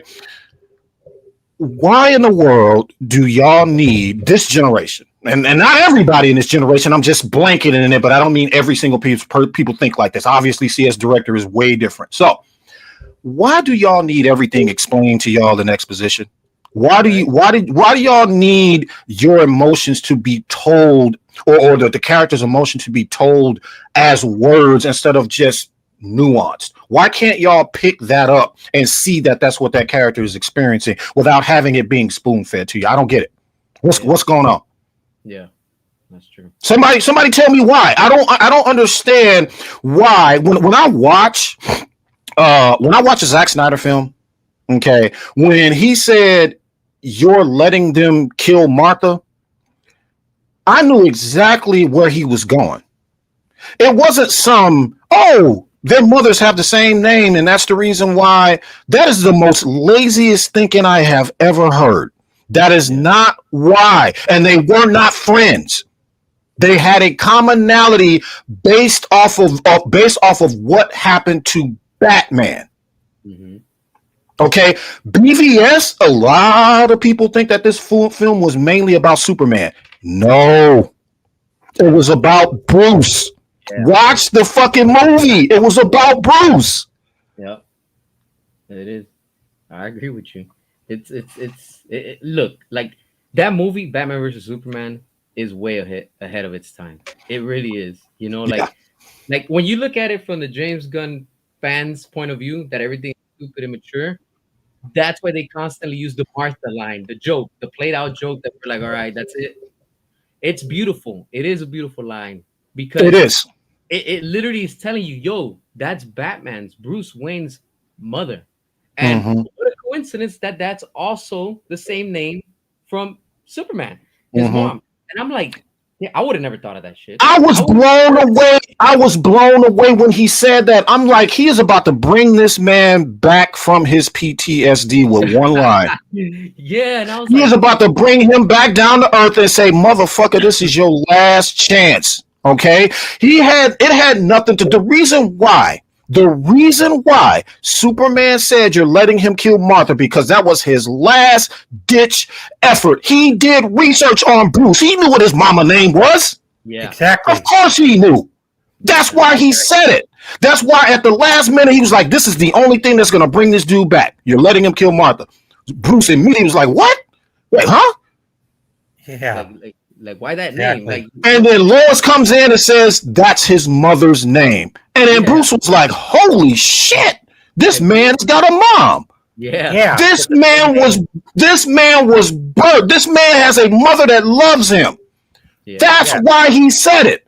It has nothing to do with mom's got the same name. We can be friends now. Yeah, immature motherfuckers. That's not what that meant. Yeah, they've had the same name since the very beginning as well. Their mothers. If you know what I mean, Charles. Yeah. And thanks for having me on, by the way. And speaking of BVS, part of the reason the film failed is because it was way too early for them to go bringing Doomsday in when they just got their universe started as well. I mean, and they go accusing Zack of making it too dark. Well, they should have gone with, if that was the case, they should have let him bring Metallo onto the screen instead of giving us Doomsday over Disney, bribing them and shit. That's part of the reason why the whole thing got messed up to begin with last decade. It's because we choose to keep treating these animals executives like gods instead of normal people. That rather don't you find that weird? I have never in my life, and like I said, I'm old school. I'm the type of person that will, if something tastes bad, if my cereal's bad, or the company changed the formula, I'm the type of motherfucker that'll write a letter to the company and ask them why they changed the formula to some great tasting cereal. That's me. Yeah. Okay, fast forward to now. Why in the hell are people who pay their money, they hard-earned money, over here stomping and sucking the studio's dick instead of stomping for the fucking creatives and the directors and shit? Because some of them are afraid they'll lose their jobs and end up being broke and poor on the streets in places like Los Angeles, San Francisco, big city areas where some of these people shilling for the studios are living in as well. Yeah. Yeah. Big time. So yeah. So yeah, I'm man. Look, let me tell you something, bro. I didn't like Superman until Zack Snyder did him. The same I with didn't. me. The I same. didn't. Superman. I didn't hate him as a character. I was 5 when I saw Superman 1978. So I was 5 years old. Okay. Look, it was a good movie. It was the first superhero movie that I had ever seen. You know, all that good stuff. Blah blah blah. But it was Keaton's Batman that got me like, oh yeah, this is it right here. Yeah. Yeah. Batman's been more popular than Superman because WB wouldn't allow Brainiac, Mattel, and other villains to appear in live-action films to fight Superman, which has been boring people out a lot. And it's why it hasn't made as much money in the franchise of alone, just like Batman did. Because really, all they've been doing is ripping people off since Superman 3. And that's where. Hey, CS, leave that comment up right quick. I want to comment on that. Yeah. Which one? The one that's up right now. Leave that up. Okay. Yeah. Go ahead, Sergeant. Yeah. Everything that's been going on regarding the corporate culture's assault on our most popular franchises, it all started with Superman movies 2 and 3, firing Richard Donner and turning down Brainiac for cheap garbage and not bothering to hold out until they invested enough that they had to go and rush the movie. Yeah, and that's exactly what the Flash film was like. Superman 3. No A-list comic book villain from the Rogues Gallery, just made up garbage. And having been rushed with leaving everything so horrendous and stuff. And Superman this year was like Superman 4 remade. But now we're see that Gunn, after all the pressure Gunn's been getting, he's going to try to do what he can to put Brainiac on the big screen. But how do we know he'll get away with it when you've got the Monopoly blockade coming up next month? And I'm talking about the bid. Hey, that comment up there from Mad Max, I think the beginning was can I make you a promise? I think is what he said. Can I make you a promise? Martha won't die tonight, something like that. But yeah, so Mad Max says that line goes hard as fuck, especially for Bruce. Let me tell you something. When he said, "Can I make you a promise? Martha won't die tonight," I sat up in my seat in the theater, bro. I was like, he's about to fuck shit up. He is about to fuck shit up, and sure enough, he did. Yeah. And that was the greatest warehouse scene fight ever in a movie. It has yet to be topped, CS. Yet to be topped. Man, look, I'm gonna be honest with y'all. When I saw that movie, I got a special invite from Warner Brothers at the time, right? I still got the tickets and everything. Yo, I remember when I went and I sat. I'm gonna describe to you real quick how it was. Everybody went in, they told you turn off your phones. We don't want to see no light whatsoever. You have to turn off your phone. They had security. I've never seen the way that they did back then. That's when you can tell that they cared, that they didn't want nothing to leak. Everybody sat down. You sit where you want, and up and down the aisles, you had the staff from Warner Brothers. They were all in suit and tie. These motherfuckers look like bouncers. They did not play. They looked like straight up like serious people. They all had little headsets, and there was one lady in the corner. I don't know who she was. And then she was with another guy. These people were big from Warner Brothers. Nobody was next to them. The movie starts. We're watching it. I just happened to look around like, damn, I want to see people's reactions. Nobody in that theater talked. Everybody was with their mouth open. And when that scene with Gal Gadot came in as Wonder Woman, I was like, there is something special about this movie. When that movie was done and it was over and they turned the lights, everybody was cheering, clapping. It was a different type of energy. And then everybody was thanking WB. I was like, wow. Like this there is something special about this movie. You said it right there. There's something special. When has words ever been uttered like that about a goddamn superhero film? Never. Yeah. Wow. That's deep. Yeah. He turned it into art. He mixed art, comic book panels. The shit did look comic. It looked like it was ripped right out of a comic book. His shots, the way he framed the characters, all of that. The Flash running back in time on Zack Snyder's Justice League. That looked like a goddamn comic book. All of it did. Yeah. Yeah. And that Tell fight me this scene. man don't know what he doing. Shit. Yes, he does. When Yeah, you he think definitely about this, has look, it in him. Yeah, when you guys first I seen was it, compelled even more y- into the Superman IP since watching Man of Steel. I first got into learning into checking out the character when I was young at my grandma's house. The first villain I saw, A-list villain I saw Superman fighting in the animated series was Metallo, a villain who holds kryptonite, the rock that serves as Superman's weakness, and he was beating the crap out of Superman until Steel came along and took him down. Yeah, that was Oh, awesome. Yeah, mm, Yep. what about And you, then Skyler? the only thing that I love more, man, look, let me tell you something. I was, I got into the CW, Flash, Arrow. Arrow was generally my show. Kind of tapped out after a while. But let me tell you something, bro. When we talking about loving Superman, a character that I never loved, thank you, Tyler Hoechlin. That's all I'm saying. Mm, yep, That I'm just saying, bro. That show gave everything that I wanted in a TV show starring Superman. He balanced both Clark Kent and Superman very, very well, in my opinion. He did. mm. He did an outstanding job. But you know yeah, why though, right? Because what did the creator say of that show? It was all dedicated. Zack Snyder was that inspiration. Yeah. yeah, Zack Snyder yeah, was the inspiration. exactly. Yep. exactly. Yep. And then fearful men got scared, and then here we go. Here we are. Yeah, It changed cinema, especially the whole comic book genre. It just it did something to it. I don't know Yeah. what, but it shifted. It shifted. Yep, it changed everything. So now here we are, and we have a chance once again to get what we always deserved. And like I said, if they're bringing, if the Saudis want everything and they want Zax to continue, I'm great with that. Yeah. If y'all just, and like I said, I'm a humble. If you give me Ben Affleck's final film, if you give me a second Man of Steel film, or even another two more, if you give me my JL2 and JL3 with that backstory of Apocalypse and all of that, I'm good. Just give me my conclusion. Y'all yeah, y'all started Yeah. this fight. Let's go ahead and end this fight. yeah. and Okay, make sure just give me my conclusion, bro. promise too. Yeah. Yeah.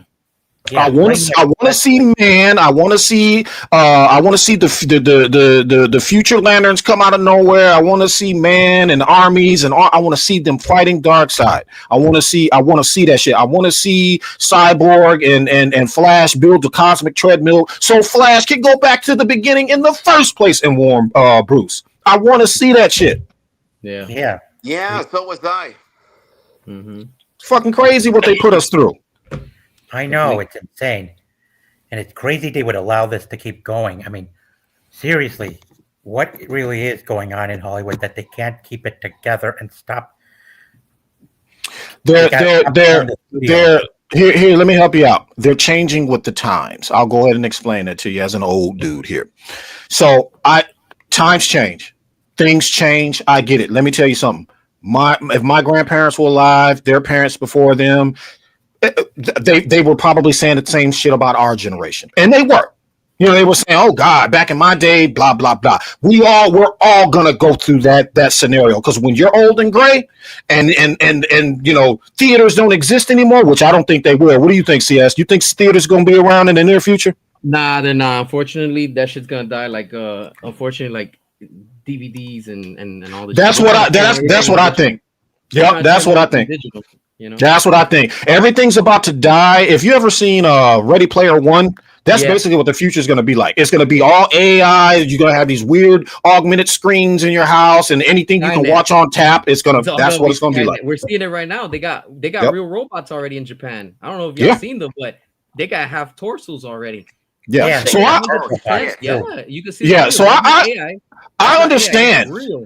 Yeah, it's real. It's real shit. So I understand changing with the times. I get it. But what it seems like to me is not only is Hollywood changing with the times to meet a more broader general type of the way people are, but they're also not creative anymore. It's like they're tapped out. It's like they're tapped out. Reboot with another reboot. It's like, yo, that's already done, Yeah, it's like, guys, we had 100 years worth of ideas. Why don't we have 100 more? What's going on? Why are we doing the same thing over and over and over again? So, Mhm. yeah. Big time. Yeah. Yeah, but it's also about controlling things too. Because of how big and powerful you get, the more fearful you get of domino effects as well. Mr. H Reviews brought that up when he responded to BlackRock backing Iger last year during the during Nelson Peltz's potential attempts of taking over Disney. There was a there was a video where he brought up the elite's fear of domino effects. That's part of the reason why they do all this meddling and undermining and dictating, not just Hmm. not just But their own. you all know what's the beautiful part about all of this? That it shows that we have the power because You we're bet. the ones that funded and gave money, and we're still doing it because we're buying merchandise and all this stuff from the DCEU that they still keep putting out for a quote unquote dead universe, right? McFarlane Toys just got funded and all this shit, and then Yep. all of a sudden, how come Superman wasn't successful? How come it didn't make $1 billion? Because we did that. We made that possible. We Yep. didn't go out there and watch and rewatch this movie. So Yeah, what I does that agree. tell you? And We have because the we're power. tired of seeing the same villains and same story plot over again as well, guys. Not Yeah. just the tone. Because they're Hmm. really 40 plus years without seeing another A-list Superman villain, and yet we see so many people holding on to this habit of wanting the Donnerverse to keep repeating itself when it's precisely what's been killing these movies and preventing Superman from being popular as Batman. They want to see Metallo, they want to see Brainiac in live action and done comic accurately. Because really, how can we possibly have a strong potential universe if you're not going to stop copying and pasting with AI and other reasons? And I mean, Laziness. yes, Do you and you have understand me? Laziness. I Yeah, still, let me I'll tell you bet that something. I AI is too write, lazy. yeah, I write, and I have not once asked Copilot or Siri or anything else to help me out with anything in my writing. I still use old notebooks. I still I still hand write all of my of what I want my scenes to be like and my pitches and stuff like that. I hand write everything out before I type anything, and I do not ask AI for any type of help whatsoever, and I never will. You are Mhm. not going to take my creative, you're not going to take my brain and what I know and take that away from me. That's just not going to happen. If it's my idea, it's my idea. The only time that I would use AI assisted stuff for wouldn't be anything to make anything for me, but to assist me with very, very little and very, very specific things. If I need to, absolutely. if I need to reorder, say if I need to rearrange some scenes or whatever, cool. I'll use AI to do that. Or say if I have to put a word in place of no, cool, I'll do that too. But overall, no, sir. I'm not using AI to take my creativity away from myself. That's not gonna work. Right Yeah. on. I would It not ain't want working that for me. either. Yeah. Yeah. No. So So gun, I get it. Times are changing, all that, and blah blah blah. And I get the point. But the point is y'all are doing it all wrong. You're doing it wrong, and that is why everything is failing right now. It's that yeah, simple. yeah. So They literally abandoned. They should have gone with Marvel's idea for Phase One if they wanted a stable universe to begin with, instead of just shoving all these characters in right away. Because really, fans also want to get to know the characters, not just see them. Yeah. Yeah. Yeah, They should have just let Zach do everything he wanted to do, and we would have been over all of this. it would have been Honestly. over with. This was even when they messed up in 2016 to 2020 or whatever it was. If Yeah. y'all would just let Zach finish his shit then and then right then and there, he'd have been done. 2019 would have been 2020 at the very least would have been the end mark of all of his films. Rick would have reset the universe with his Flashpoint, and it would have been done. And that's it. Yeah. We Yeah, would have been that right was now with it. whatever they want. I would have been cool with it. I would have been like, all right, cool. We got what we wanted, but they still haven't given it to us. So yeah. that's Because why they we're got here. too big. They got You too know? Yep. big collectively, along Exactly. with our government. Yeah, we want the Snyder's Justice League 2 and 3. That's we want the conclusion. Mhm. Mm-hmm. That's all Exactly. we That's want. what We we just want a wanted. conclusion. That's it. We want to That's know what how we this want. ends. Thank Yeah, you. That's what I'm saying, and I want to know how it ends, exactly how it began. I want to see real flesh and blood on the screen, with the exception of the CGI for Darkseid and all that, obviously. But I want to see flesh and blood on the screen. I don't want to see this shit in animation. It is going to be missing all kind of gravitas, except for those who happen to just have a hard on for animation. I guess I don't know, but yeah, Like Yeah, I yeah. but like they That's I said like that. animation, But but they said I wouldn't don't. want That that. I. But they said if they want to use the animation, but to me personally, I always prefer live action, not animation. I like comics and I like some animation, but Exactly. I'm a film buff dude. I'm a cinemaphile. I don't read comics like that. I don't watch animation like that. I don't. And the majority, if you gathered 1 out of 10 people and asked them, what do you prefer out of all of this? At least 7 or 8 people are gonna say live action. At least, right? Exactly. But let me Right on. tell you, if you remember the Superman the animated series in '90s when Yeah, Darkseid is fighting in Darkseid. yeah. Yeah, that part later on it will be a live action. I want to see this close a little bit more. That's I wanted to see this. Right, and we already saw Darkseid do his thing in a couple of other Justice League shit. We saw him as animation already. I want to see JL2 and JL3 finished in live action. Just Exactly. Yeah. That's finish what I it. meant. That's I want Yeah, to see this live action to be the yeah, conclusion. Yeah. That's what I want to see it. yeah. That we've seen the animated stuff and the anime stuff, and I even watched Yes, them. The this ones was my I watched favorite. them, and they were pretty good. I was like, damn, this Darkseid Yeah, is this pretty wicked, looks man. good But though. Yeah. yeah. But I was like, no, I want to see these characters live. I want to see that mythos live. I want to Like see all live of that Me action. too. live. I want to see I want to see the Riddler in live action blowing his brains out right after he discovers the anti-life equation and solves it. Yeah. Something like that. Yeah, this was the Justice League too. Could be Yeah. Same for Snyder's Marvel. version. Yeah. Yeah. Mhm. That's what I I mean, want to see. what So, really got what really got me more interested in Henry Cavill's Superman from Man of Steel was because of how frustrated I was with Marvel for trying to rip us off on the Mandarin with an extremist powered Aldrich killing instead of going with the 10 power ring version of the character from the comics. I mean, all because they wanted to copy Christopher Nolan and keep their financial relationship ties with China standing up when all they got out of the Chinese was 25 million, which is less than what our country and others made domestically. I mean, that is pretty much where where the MCU's collapse began, was when they mhm. started turning their back on the comics and ruining Yeah. some of the best characters that we wanted to see brought to life in live action, all just for cheap political shortcuts. Exactly. And not that the MCU is dropping a ball here. Who in the hell can tell me why the hell DC still wants to copy a formula that's dying? Does that make Because any they have sense the to same anybody? shareholders. That Desperation. makes no sense. It just Yeah. But that's the thing. What are you desperate for? Are you desperate to win or are you desperate to lose? Because it seems to me like you are desperate to lose. they're desperate to win, but they don't know how to go about on it. That's the problem. That's why everything has just been a clusterfuck in the sense of, well, if Marvel could do it. Remember in Iron Man, was it 1 or 2? I don't remember, where the dude tells the bald dude, and he tells the scientist, "Yo, if Tony Stark could do it in the Oh cave." yeah, that was one. Oh That was yeah, that was yeah. Obadiah Stane. He said Tony Stark built this in a cave with a bunch of scraps. Well, we're not Tony Stark. That's Yeah. Oh, exactly what what they said applies they're to not this. built a Tony Stark's Iron Yeah. Man suit. Yeah. Instead of they're gonna make it insulting. What Yeah, was that? Whiplash. yeah, Remember but those? Yeah. Yeah, but they didn't flesh them out enough. And that's part of yeah, the reason why Right. they Well, right. collapsed. Because That is Whiplash the was supposed to be a topic. character, right? yeah. Right. Yeah. And Yeah. But yeah. Yep. Mickey It's a Rourke mess. chose Whiplash over Dynamo because of his years as a bullwhipper. And I had Yeah, no problem with that because Crimson Dynamo had multiple alter egos and different identities in the comics. Mandarin did not. And that's why people hated what they did. Exactly. Mandarin was the Mandarin. Exactly. He was exactly. That's exactly right. Yep. yeah. Hey, Yep. hold on, 'cause I got more people joining. Hey, Okay. Sergeant and TY.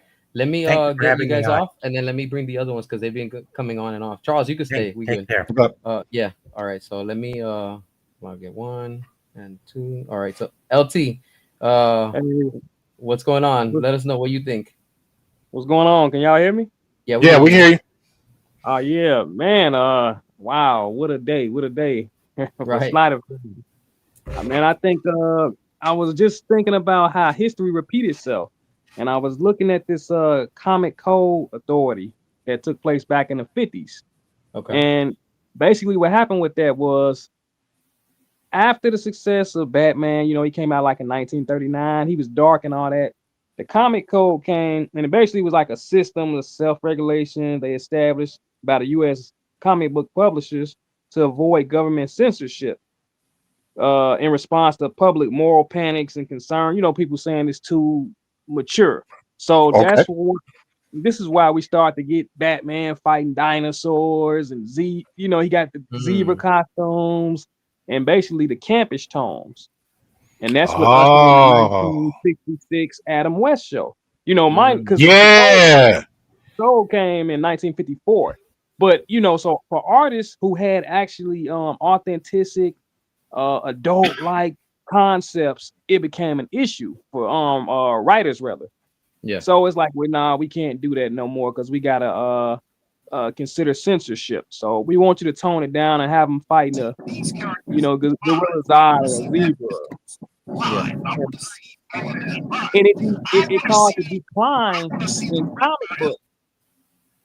It caused a huge decline in comic book sales, all the way up until Neil Adams and Frank Miller came back in at like the mid '80s. You get the Dark Knight Returns, you get Batman Year One.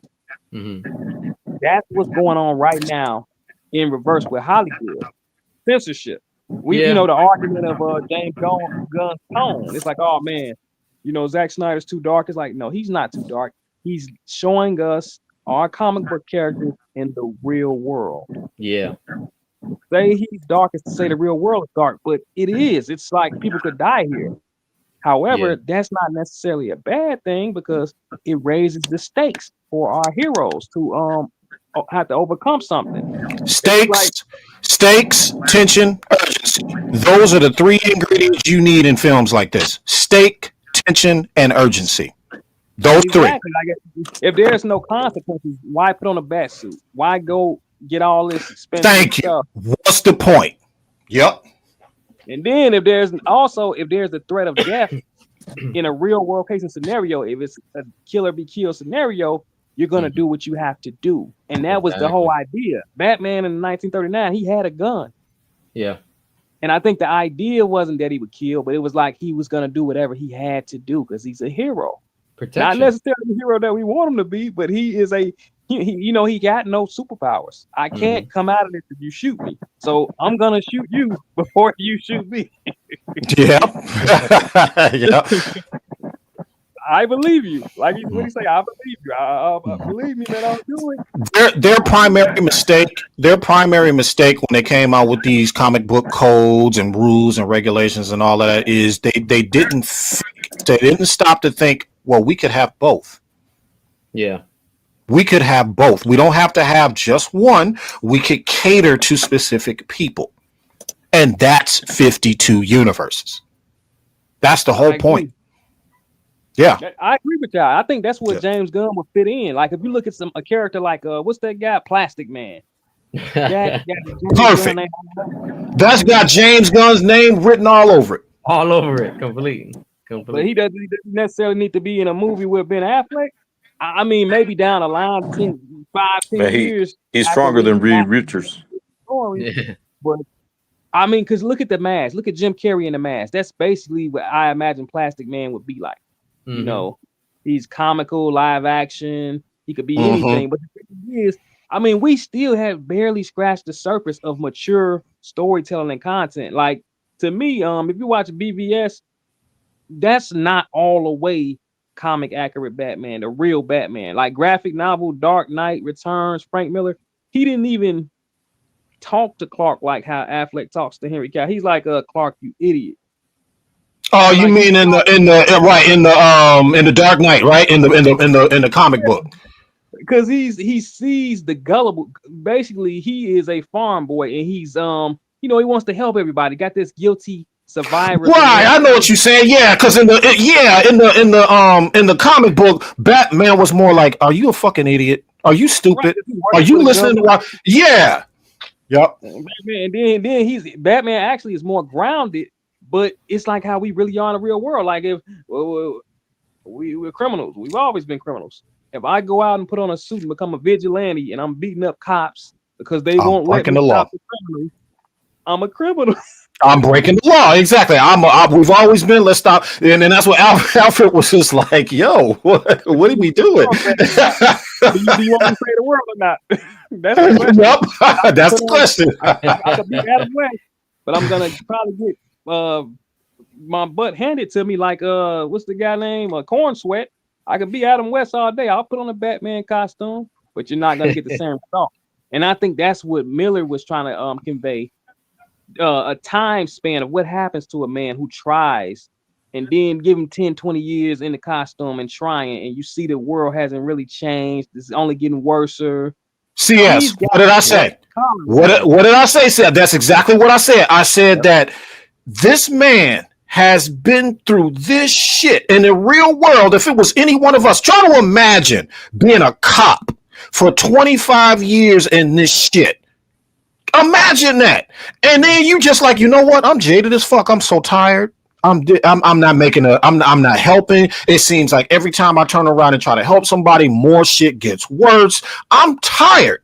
That was Bruce Wayne in BVS. That was 20 years worth of him fighting criminals and him just like, you know what? This shit is getting exhausting. I'm gonna fucking just I'm gonna go off the cuff. I'm just gonna forget about trying to follow specific rules and I'm gonna do it my way. That's basically how he felt. Yeah. And Clark was there to tell him, bruh, no, that's not how you do that. Imagine, now that you just said that, just because I'm thinking of this, imagine, all right, being a cop or whatever, something in the law, and you're out there trying to save and protect people and whatever. Imagine 20 plus years and you have to deal with all these scumbags, right? You take one down, all right? Now 5 come out. Because think of it. Batman is literally going after, I don't know, Deadshot. And now you have to face Deadshot plus Joker. Now you got to face another lunatic like Penguin. Now you got to deal with Riddler playing with mind games. Now you got to deal with this girl Catwoman. Yo, what the hell? Like one just it doesn't stop, and it never. That's true. It's never gonna stop. That's true. Yeah, you are dealing with people who are psychologically capable of fucking you up, which they did. Let's be real. Okay. Yo, let's be real. They fucked him up. Let's be real. Bruce Wayne is a man. Catwoman is a badass chick. You gonna tell me that he ain't gonna fall for that? Yo, he's just like us. He's human. You think he doesn't have a weakness? Yo, that's the opposite sex. She's gonna use her beauty like women like to do and get what they want. And then that's where his guard goes down. Let's look at Batman Returns with Michael Keaton and Catwoman when they're on the rooftop. She's all there seducing him and touching him. She's not touching him to touch him. She's touching him to see where his weak spot is at. Oh, your arm is right here on the ribs, right? I'm gonna go ahead and I'm gonna claw you. And she claws him. And he's like, yo, what the hell? But why? Because she was seducing him. And that's the thing with these criminals. Joker doesn't have to come after you. He sends his clowns after you. Two-Face is a political side. When you look at Riddler, Riddler's a clues. He's messing with your mind. And then when you have all these type of criminals, Penguin doesn't have Penguin ain't shit. He's just a fat dude with guns. All he's doing is you have to stop his guns from going out into the people, into like how we live in today's society. You have all these arms being dealt out there in the real world. What are they doing? They're trafficking and they're doing all this stuff. Yo, how do you stop that? You don't. You try, but you'll never. Batman ain't never gonna be able to stop all this. Superman can't get to everybody. Darkseid got to Lois. We're seeing exactly. The images. Superman can't save everyone, and that's what I love about what Zach did. These are heroes. These are gods. Superman is a god. He couldn't save Lois. That's what I want to see. It's not about that he took her out just because. No, this is what happens. He just couldn't get to her. Exactly. Going back to BVS, everybody says the same thing that don't understand BVS. Talking about Bruce Wayne's Batman was violent just to be violent, and it was too dark, and it was this and that. No, the actual story, okay, was about redemption. Yeah. That entire story was about a redemption. If you watch it from beginning to end, what was the first thing that they showed? Bruce's parents getting killed. Yeah. Okay. So that film was about redemption. It was not about killing, and it was not about Bruce Wayne killing. It was about why he should not kill. Yeah. That was the point. And that's what people seem to forget. Oh, Zack Snyder just made Batman kill. No, it wasn't about him killing. It was about why he should not kill. Alfred all but gave us the answers. Yeah. If you watch the movie and you pay attention to it, Alfred literally is telling him, bro, you fucking up. That was the point of the movie. Yo, we got somebody special that just joined the 4KO. Yo, 4K! what's up? What's What up, going man? on? You guys just got even more live. That's what it sounds like. It sounds like we talking about character development. That's right. That's What up? What up? that's what I mean. That's what I mean. I'm like, wait a minute. Let me jump on this thing right quick. What's going What's on? up, 4K? Wait, is that y'all? That's y'all? That's me. Oh, there he is. There he is. The lethal man. There we Yep. go. What's up, What's man? happening, man? Not Nothing much. much. Chilling around here. I just heard the news about the Saudis jumping on this live stream on this anniversary. Yeah, Yeah, let me everybody doing yeah, it. hang on a second. Let me hey y'all. Just in case y'all didn't see me yet. What's up? What happened? See, I don't know Hey, what. did you see me? Hey, y'all see me? Yeah, let me put the thing so we can all see each other. Let me put this. There it is. There it is. There it is. So beautiful. So beautiful. There we go. There we go. What's up, man? What's What's happening? up, man? What's up? What's Not up, much, man? man. Not too Good, long man. ago, got out the studio making my video, uploading, and all of a sudden I'm scrolling through YouTube and I come across this live stream. What's happening, CS? There we go. Here we are, man. Live and Nothing direct. much. Recording, Live bringing and these direct. updates. I see. I just gave a shout Well, out I to can hear you you. the video. Oh yeah, appreciate it, but you always come through for me. Everybody do. See, Appreciate that's what they hate about us. We all tight around here. You Yep, see yep, what Yup. yep. Yeah. I'm saying? We tight. They hate to see all of that, man. They hate to see all this conversation. I don't know what's wrong with these mute monkeys, but you know how it goes. Every time I love what he calls them mute monkeys. Every time I watch his videos, I start cracking up because he gonna start off with the mute monkeys. You know, you got to address them, man. They be up in that basement typing real quick, and they don't realize, they got to go outside and touch some grass. People gonna have other opinions, if you know what Yes, I sir. mean. Yes, Man, sir. they can't deal with that. I have to get on them all the time, man. It's just, listen, we do not like James Gunn's DC universe. Nothing about it. We don't like none of the costumes. We don't like the direction. We don't like the characters. We don't like the man. We don't like his damn universe. And I would tell anyone that to their face. What's happening? We got somebody else up in there. What's going on? Yeah, we got two of them that joined also. What's going on, So Dennis? what's the main topic, everybody? What is the main topic? Anything and everything. Anything and everything, bro. Talk about what you want, but mostly we've been talking about DC. So Well, yeah, of course. Of course. It's all about DC. This is our day. yeah.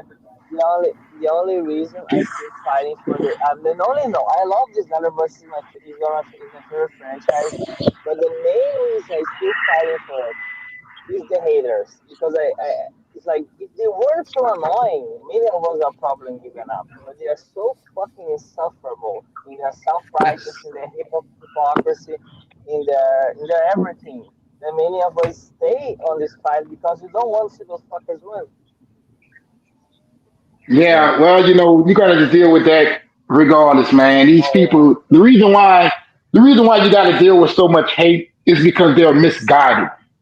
Back when it was reporting about the DCU flopping and failing, nobody kept it real with them and told them how well they were actually doing. Yeah. Now you get down to 2025, you got 8 flops in a row, and people making excuses for $616 million on a $225 million budget. There it is. But Zack Snyder, he failed though.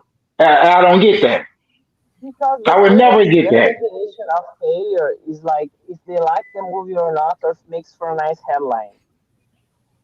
Yeah, that's true. That's true. That's true. Yeah. They always looking for the headline. Look, CS, look, CS, 4K. Look, man, let me tell you something, man. They are terrified of this man. And all this man did was make a couple films they didn't understand. That's it. Yep. That's all he did. He is not God. He is not some omega creature bound by time and space that can take over everything. He's just a man who made a couple films. Y'all didn't like it. Y'all decided to take to the digital world and lose your fucking minds because of it. I Yep. want y'all to understand that. He can make mistakes. He's And not perfect. I'm not saying that he's infallible. Let's get something perfectly clear. If you are a true cinephile, if you are a person that follows film, and I mean everything from stage to screen to production, how they did the production, how much it costs, that's what a cinephile is. Now, if you are a true cinephile, you can also criticize your favorite directors. I can criticize Zach all day. There's stuff that I would take out of Rebel Moon. There's stuff that I would kind of shorten in BVS, or some scenes that, I'd move this over or take that out. Of course, he's not perfect. Right. Well, I didn't like Sucker Punch. I didn't like Sucker Punch. There you go. There you go. No, I didn't like I didn't. all Guardians of the Owl movie. What's the name of that damn movie? Yeah, that one either. I can't stand it. Yep, I didn't like that one either. I didn't like that one either. No. I did not like that. He could have kept that to himself. Exactly. But when it comes to DC, minus a little minor things that I might tweak here and there, he got that damn near perfect. I don't care what nobody say. Yep. Oh, especially Superman. Yeah. Hell yeah. He got Superman right. He got Batman right. And I heard you guys say about Batman versus Superman opening with Bruce's parents being murdered, and that added to the character. The man has seen so much trauma, man. Even damn Robin got killed. He couldn't even save him. Of course he's going to flip. Of course he's going to flip. Shit, I had to get rid of my dog. I'm ready to whoop somebody's ass now. That's my dog. I ain't got him no more. Shit, yeah, you human, man. You can break down. You can lose your weight. You know, it's like people say they want to relate to things, but yet they don't want things that are relatable. I don't get it. And it's so easy to follow. Like, God damn, it's not even thank you. Especially if you watch the Ultimate Edition. This is what I tell people when they break down. What was BVS about, Charles? I break it down as simple as this. BVS was about a man's redemption after a friend's sacrifice. That's all that movie was about. Yep. That's what that film was about. It was about redemption. It was about Bruce. They thought it was about, they're talking about, Superman. It's not about Superman. Yes, Superman plays an extremely valuable part in BVS, but if you really think about it, that film was about Bruce. It was about his redemption. It even opens up with his perspective. Okay, it opens up with him being on the ground, watching these buildings fall. They did that for a reason. Thank you. Thank you.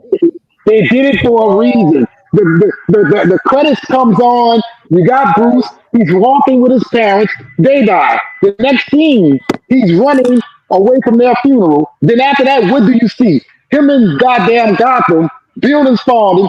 Friends are dying. People are actually dying as well. Exactly. Do you know what they call that in filmmaking, folks? They call that an inciting incident. No movie will work without that inciting incident, and that's what the inciting incident was for BVS. Period. And talk about how perfect that was to open it up that way after you came off with Man of Steel. Nobody talks about that. I had never watched a movie that's supposed to be a continuation of a first film come on like that and show you the perspective from somebody else's point of view. Like, it's the same scene, but you see it in the foreground and you get somebody else reacting to it. That was fucking phenomenal. Zach did that perfectly. That's why you don't need end credit scenes from Zach. He know how to tie that shit in. Yeah. You know how to tie it in. You know how to tie it in. Son, come eat your food. And by the way, come eat your food. Yeah. By the way, guys, I don't have. And you know how now that you said end credit scenes, think about this. I just thought of something. Zach did something that Marvel hasn't done. Look at what he did with the epilogue scene. Zach is literally teasing everybody, the studio, the fans, the audience. Yo, this is what I have for you. Let me give you a little sampler of if we continue with my universe and what he set up with that whole nightmare. It took 5 minutes to expand the universe even deeper with the nightmare timeline. I'm like, you can't leave that like that. It has to come back. I want to see how that ends. Absolutely. All of that goes down. Right, you got to see that, man. It was just so epic. It's so epic. It's like superhero films like we've never seen them before. Yeah. I mean, now you look at what you got now, and you feel like you're watching something that was made alongside of Rise of the Silver Surfer back in 2000. And what was that? 2007, something like that. Yeah. That's how you feel. You feel like you're watching superhero films that are being made for 15 years ago, or even 20 years ago. They're not actually, how could I say, this, structured on a level of actual films. And that's what I like about Zack Snyder's movies. They was not structured like popcorn flicks. They were structured to tell you a story. They were structured to expand upon these characters farther than they ever have been expanded on before. And I love that. I love that. The ironic thing. Big Yeah, time. hello, can y'all hear me? Yeah, we hear you. Yeah, the Let me most tell a ironic personal thing one. is that they want to talk about how BVS was just like a Batman movie where James Gunn just announced, he just said that Man of Tomorrow is going to be a Lex Luthor movie. So that's where Which the makes no irony. sense.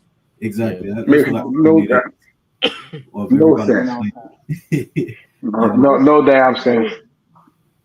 James Yeah. Gunn, he can do solo movies because his characters are too shallow. He needs to show like 6. He doesn't know how to develop one character. That's his problem. That's the reason why Superman started off as a Superman that's been around for years. He doesn't know how to build it up from the ground up. He didn't know how That's to that, raise one. Yeah. that's what you can say about him. That's what you could, because even in Guardians of the Galaxy, you didn't spend enough time with Peter Quill before he teamed up with the rest of them. There was a team like in what, 10, 15 minutes of the movie? Yes, sir. You can't develop a character if you don't know how to develop a character if you don't take them seriously. You can't develop if you don't take that job of developing that character seriously. If you think the characters are all supposed to be goofballs in your eye, there's not much developing you're going to do. Yeah, compare the superhero genre to myths, people got past. James Gunn can call them stupid and nobody gives a damn. Really goes to show how the hypocrisy on social media, how social media actually views comic books. A joke. You say you're a joke. I call them jesters. That's what they are. They fucking jesters. Idiots. You go fire Henry Cavill. Who the fuck told you to do that? Nobody asked you to fire Henry Cavill. Nobody asked you for Peacemaker. Nobody asked you for Creature Commandos. Nobody asked for anything. Other thing, you are giving up stuff that nobody actually asked for. You just because you like James Gunn's Guardians of the Galaxy. Before he actually before giving the good stuff, they give Creature Commandos. Which kind of universe starts with Creature Commandos? Yeah. And then you got Clayface, Jimmy Olsen. Who wants that, man? Supergirl. Who the hell approved of that? What would you say now? No, that I'm saying, who approved of that? Who literally said at WB, this sounds like a great idea, let's do it? What the hell? Well, James Gunn got free reign, so he doesn't have to ask him for anything. He can green any project, any project. Anything he wanted to. You're gonna have in him the worst part. He cancels the movies that are for other directors because he don't they're gonna overshadow him. He canceled Superman and Lois for Christ's sake. That show was amazing. It's gone now. I made that point in one of my videos. I said everything that we were attached to as DC fans, this man has just come and ripped it away from us. Doom Patrol, the CW TV shows, everything. Lois and Clark, all that is gone. Destroyed. It's gone. And it's all gone for 700,000 households watching. What was the one for Future Commandos? 200,000 households watching. Superman with what is 1.2, something like that, households watching. All of that for a result that nobody will find impressive. And half the audience for Superman versus Man of Steel back in 2013. Wait, Charles. Less than half. Less than half. Let me get it right. 38 million versus 84 million. There you go. That's less than half. And then in today's video, my video, I made a point. Zack Snyder's film was named Man of Steel.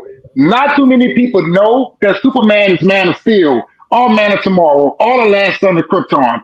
James Gunn film is Superman. It should have done much better numbers. Everybody knows Exactly. Superman. Everybody Exactly. knows Superman. And They don't for know those, about other and movies. if anybody asking, oh well, what's the difference? The difference is this: Man of Steel was green. Homie was wet behind the ears. Homie didn't know what the fuck he was doing. Yeah. That's why it's not a Superman film. It's not. It is a film about a Kryptonian wearing a suit with a sigil on his chest that looks like an S. It was That's about what that was. It was about character development. Mm-hmm. Something that never had no answer. Guys, when I was a kid, people keep saying, "Oh, kids don't like Man of Steel." I was a kid, 9 years old, watching Man of Steel. Loved the movie. Watched it so many times. Made me feel old. Yeah, yeah. Well, my son, he is 8 now. He did like the Superman movie, and I did introduce him to Man of Steel, and he was like, "Okay, this Superman too." I was like, "Yeah." He actually said, "Well, why this one looks and feels so much different than the other one?" I said, "This one is serious, son." There you go. This one is taken seriously. What would it mean for this man? And they always try to say, well, Man of Steel's film didn't have hope and optimism and all this. Right. I can point hope and optimism out from the very beginning of the movie. When Jor-El looked at his son for the very first time, that was hope. When he decided he was going to send this motherfucker 3 light years away from his home to our world and hope he survived, that's hope and optimism. You got to have some balls to put your son in a capsule and send his ass 3 light years away to a planet that you know nothing about just to make sure he survived. That's hope. Yeah. Not even that. And not to mention, he said that he would give the people an ideal to strive towards. Just that right there. And here's the thing about hope. You know, it's a lot of Right. inspiration. So. What's up, Joel? Hope. No, it said that all the lessons, like throughout the whole movie, that Jonathan was teaching Ken, you can teach your own son all those values and all those lessons. You can't Oh yeah, you definitely can teach them all that. I teach my sons about that all the time. You don't always have to be the hero. You know, that's how you get yourself hurt. Thank you.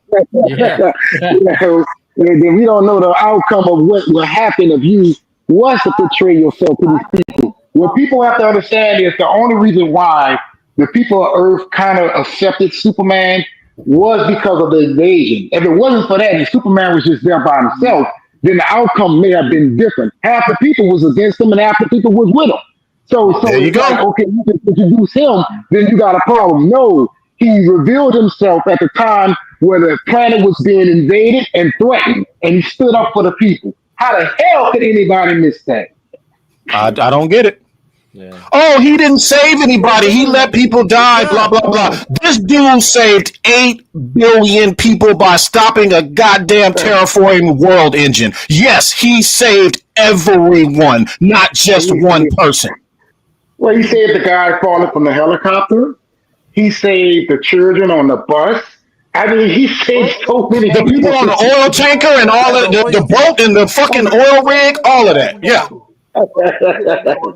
Yo, I want y'all to see that comment right there from Mad Max. Check that out.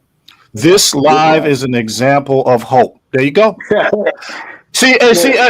Hey, look. Let me tell you something. Oh, and I was saying this to people before you came on. I said, hope.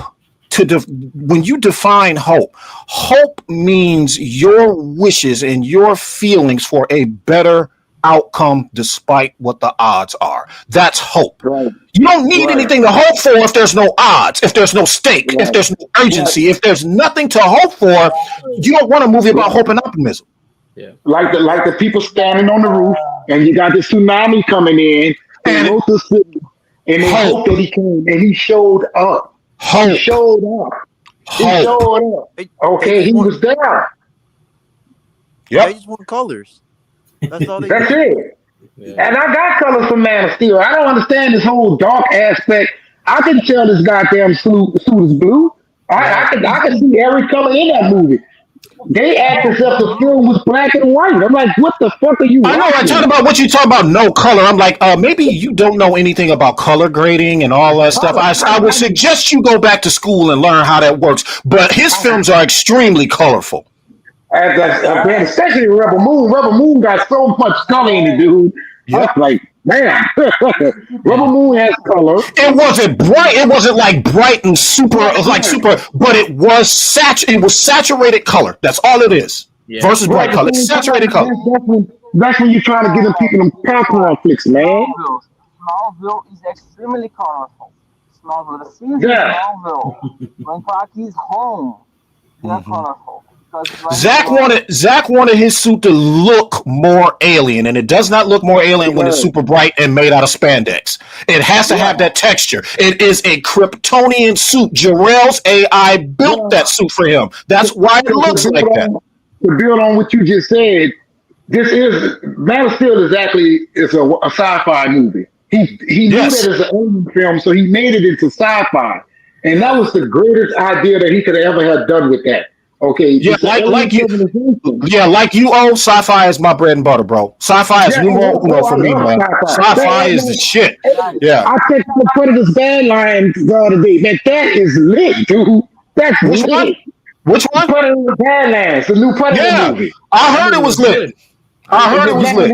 Yeah. Man, that shit was good, man. I'm like, man, I'm gonna have to check it out this weekend. Glad that Yeah, I'm gonna have to check it out. enjoy that movie because that movie was dope. I like that movie. Man, that movie was lit, dude. And I had concerns, but I sat down and from beginning to end, fire, straight up fire. I said, man, this is what's happening. I'm getting that on Steelbook, man. I gotta get that. There you go. I gotta have that. I got to have that, dude. That movie is lit, bro. Y'all gotta check it out. I got a review up. It's not quite a review, but it's just my opinion. I would agree with keep it real with you guys, but I just kept going off and on about it, man. It's just fire. I highly recommend it. It's not highly recommend Oh, but nothing beats Space Above and Beyond when it comes to like sci-fi for me. That and Command and Conquer, like in the mainstream circles. God, like seriously, they call the Geek Defense Institute for a reason. Command and Conquer is like I'm not gonna give you much about Command and Conquer, especially the Siberian timeline, where it's like a fight between modern like sci-fi or near future military and an ancient super society, and they fight each other. And there is like a mineral known as Siberian, which is basically what which is like terraforming the planet. It's like brilliant stuff. Like one of the best sci-fi ever looked at. You guys need to look it up. Command and Conquer Siberia. Okay, I see. That's my first time coming in like this. Yeah, because I was trying to see where the comments and stuff was at. I finally found them. I see everybody commenting and stuff. That's the first time I joined in on the live stream via StreamYard, I believe. I don't think I ever got okay. Okay. I'm normally hosting. Things look different to me. I'm almost forgetting that this not even my goddamn live stream. Shit. Y'all got the attention today. I'm just here just hosting it. So y'all go ahead. I know that's all. Hey, who just jumped in? We got It was Abby me. that just joined. Okay. But see, the problem is, CS, YouTube is not working right. I don't get no notifications from any of y'all. Oh, they I do only that on come across y'all videos on the damn feed, bro. They supposed to notify me when y'all upload. I never get no notifications. Oh. That's why. Never. Look, I'm gonna tell you right now. My own notifications from my own channel, I have to go manually to get my updates. It's not notifying me, and I got a bunch of notifications. Right. I don't know what's up with it, man. It be tripping. It be tripping. I rarely see any videos from you and Charles on my damn feed or anything. If I come across y'all videos, it'll probably been played like should I say debuted like 2 days ago or some shit. And I'm like, God damn. Yeah. And it's funny because I'm on YouTube pretty much all day. When I'm at work, I listen to YouTube videos. When I'm on my way to work, I listen to YouTube videos. And I'm not getting no notification from y'all at all. What you say, son? They like to play games. Hey guys, I want to ask y'all this. If they bring back Snyder, do you think they should bring back Michael Wilkinson and Junkie XL? Wait, who? Yes. Michael? Yes. Yes. Yeah. He's asking if they should bring back Michael Wilkerson, the designer of the Batman and Superman suits. Absolutely. Hell yeah. Hell yeah. Yeah, because when you talking about the guy that did the Batman versus Superman suit, because it was a different guy. Yes, that dude was lit. That dude Yeah, was Michael lit. Wilkinson. Yeah, he did the Man of Steel suits and the BVS suits. Yeah. He did He actually did he actually did he did Zack Snyder's Justice League's ensemble, man. He was the one who designed all the outfits for Andor. All of the shit that they were wearing in Andor, that's Michael Wilkinson. Yeah, because that's he went back. Yeah. He went to do Disney. Okay. See, he's a designer. He's like a fashion designer. Yeah, so he the production designer. So he designs all that shit. He designed all their outfits for Andor. But yeah, he designed the BVS suit and the Superman suit in BVS. That was his design. Right, because I remember the story about him walking away because he was saying that they would never be able to get Batman head to move like that again. I guess he was mad about some contractual obligations or something. I don't know what it was, but I know he was upset. Huh? Oh, hold on, I'm coming. Yeah, I know he was upset about that, and they kind of split up. But I would like him to come back. I would love him to come back. Yeah, I think he did all the suits. Did he also do the suits for Shazam? No, he didn't do Shazam. He didn't do it. Okay. No. Okay, he didn't do Shazam. The first No, he didn't. Yeah. But Aquaman and Wonder Woman, I think he did. Yeah. Okay. He did those. Yep. All right. Because Aquaman suit was fire though. Oh yeah. Even the one for Shazam still looks dope, and of course Black Adam. Yeah. I don't know if y'all seen a picture of the original Aquaman suit. Like it looked like it had like actual fish scales. Yeah, I remember that. Yeah, it kind of looked like the Alex Ross. Okay, Yeah, I saw that when they had the scrap coming around his chest and stuff. That was amazing. Yeah, that looked amazing. Yeah, that was all Michael. Okay, yeah. I hope he do come back. But did you guys get the story about the Saudi? Yeah. Oh yeah, we've been talking about that all day. Yeah, I'm not far behind, huh? Yeah, we hear you. Yeah, hold on a second. Go ahead, man. All right, no. Now I forgot. But oh yeah. You know what they should call the Batfleck movie? What now? The Batfleck movie. The Batfleck movie. Yeah. You should call it Batman Triumphant.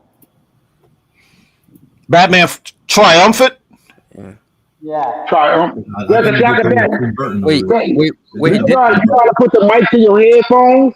Yeah, can you switch your? Yeah, you sound extremely far away, bro. Yeah, it sounds real far. Yeah, look, go to the studio setting and you can put your mic to the headphones.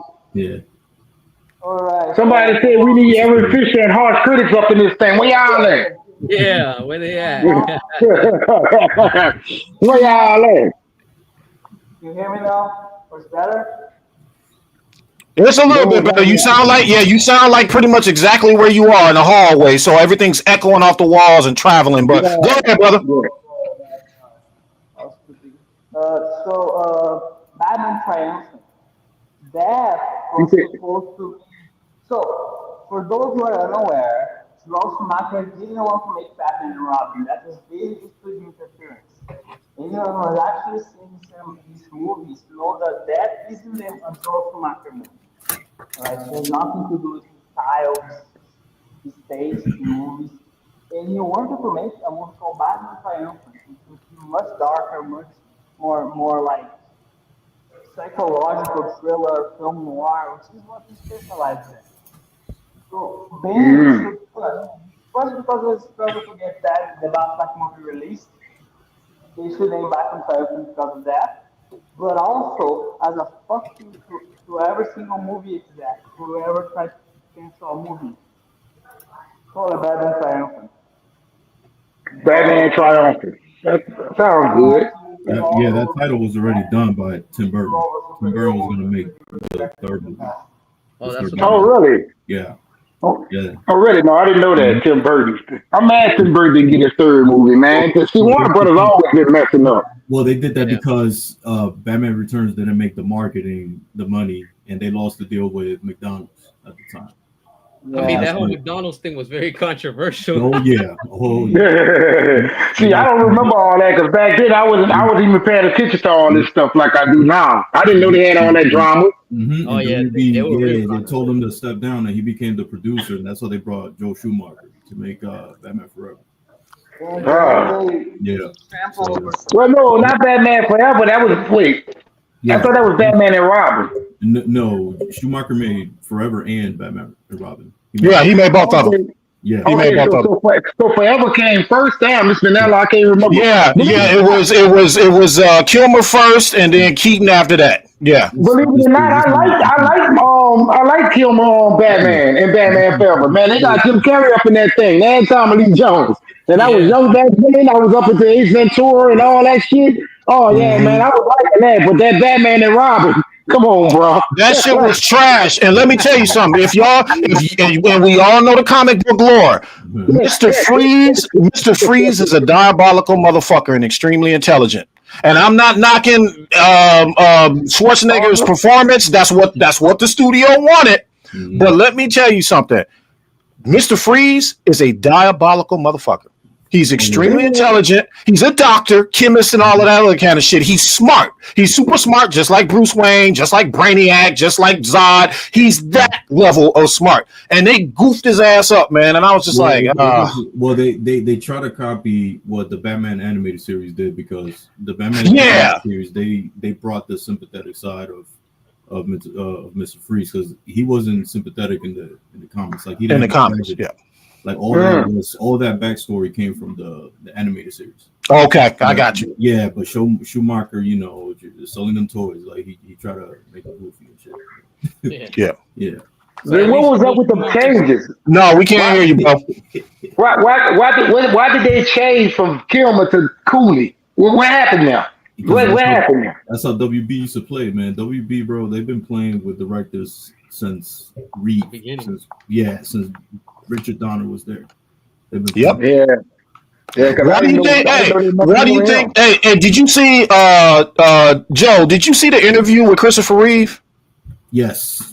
Essentially, I'm going to break it down like this. Go ahead. Yeah, Christopher Reeve and Richard Donner wanted a film reminiscent of Man of Steel. That was the film they actually wanted. They didn't want the goofball. He did not want that film, which is why he didn't come back and do the second one. He wanted a more serious film, and Christopher Reeves wanted a more serious fucking Superman. They did. He wanted a harder portrayal. Yeah. One blank statement was pointed how the character was portrayed in the. Oh yeah, he can play. Hey, CS, I gotta get out of here. I gotta start getting ready for work now, man. I'm glad I was able to stop in with you guys for a second. I appreciate all that. right, brother. Anytime. All right. We gotta link up for a video. All right, here you go. Yeah, but these dudes, they've been playing with these directors. Yeah, they've been playing with them for a minute. And basically what they did, Joel, is they basically ignored the mandate of the four brothers that were the ones that started this company. They ignored that completely. Yep. Yeah. I mean, you have films like, what was that, the Clint Eastwood film with Dirty Harry, you know what I'm saying? Like films that were super grounded, like director heavy grounded. Yeah, exactly. Yep. They were WBD started off as their mandate was to be a director driven, creative driven studio, not to interfere in shit. They just bring in creatives, artists, auteurs, and say, do your thing. And that's how it was supposed to be. And then here we are. Now the investors got in the way. I wanted y'all to see, man, like I was saying in the chat earlier, y'all should read that Chris Terrio article. He did an interview with the Hollywood Reporter back in 2022 about what happened behind the scenes with BVS. He actually shit. Yeah, I'm gonna have to read that. Yeah, it was either Hollywood Reporter or with one of those two. Okay. He basically spoke about the writing process of what he went through, like how much hell he went through. You know what I'm saying? Okay. Like WB was basically parading them around all their investors, pretty much. Oh shit! He even had investors in his ear telling him how to write Batman. Can you imagine that? This man is a writer, and you got money people in his ear trying to tell him how to write. Yeah, What the fuck? You got people like just out of nowhere that don't know anything about movie making. They were telling Imagine, them how to write the imagine, character. Like, imagine if you Wow. imagine if you own a private hospital. You go to the surgeon in the surgery room and tell me how to do a Exactly. surgery. Yeah. Right. There you go. Right. Hey, CS, I got to get out of here too, man. I got shit I got to do now. But All look, right. bro, let me tell you something, man. This has been an awesome stream. Thank you so much for having me. Joel, Sergeant, Yeah, everybody, man, thank you so much. I really appreciate that. And I got one more thing to say, guys. Zack Snyder, Yep. he ain't no director. He's an artist. Just so happens he knows how to direct. And I'm out. Yeah. Appreciate I that. see you, man. all right. Right. Yeah.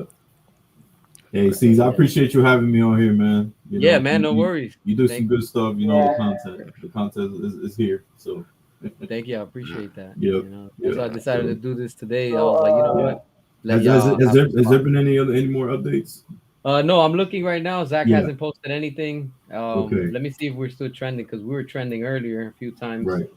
I'll tell you right now. Let me see. Randy alongside Half-Life 3, in fact, which is another rumor thing Yeah. that is going to come out. Likewise.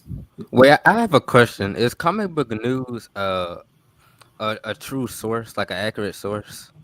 I don't Nothing is an know. accurate source. Remember, Yeah. they're all outlets. They just report what they come across. But Cosmic News. Yeah. I did Yeah. put the link for you guys to see that the owner of Comcast, he did go out to Saudi Arabia. So I did Yeah, put he- the post. That is Yeah. real. That's Yeah, the valid. New York Post. That came from the New York Post. That's Yeah. valid. Yeah. That's valid. All right.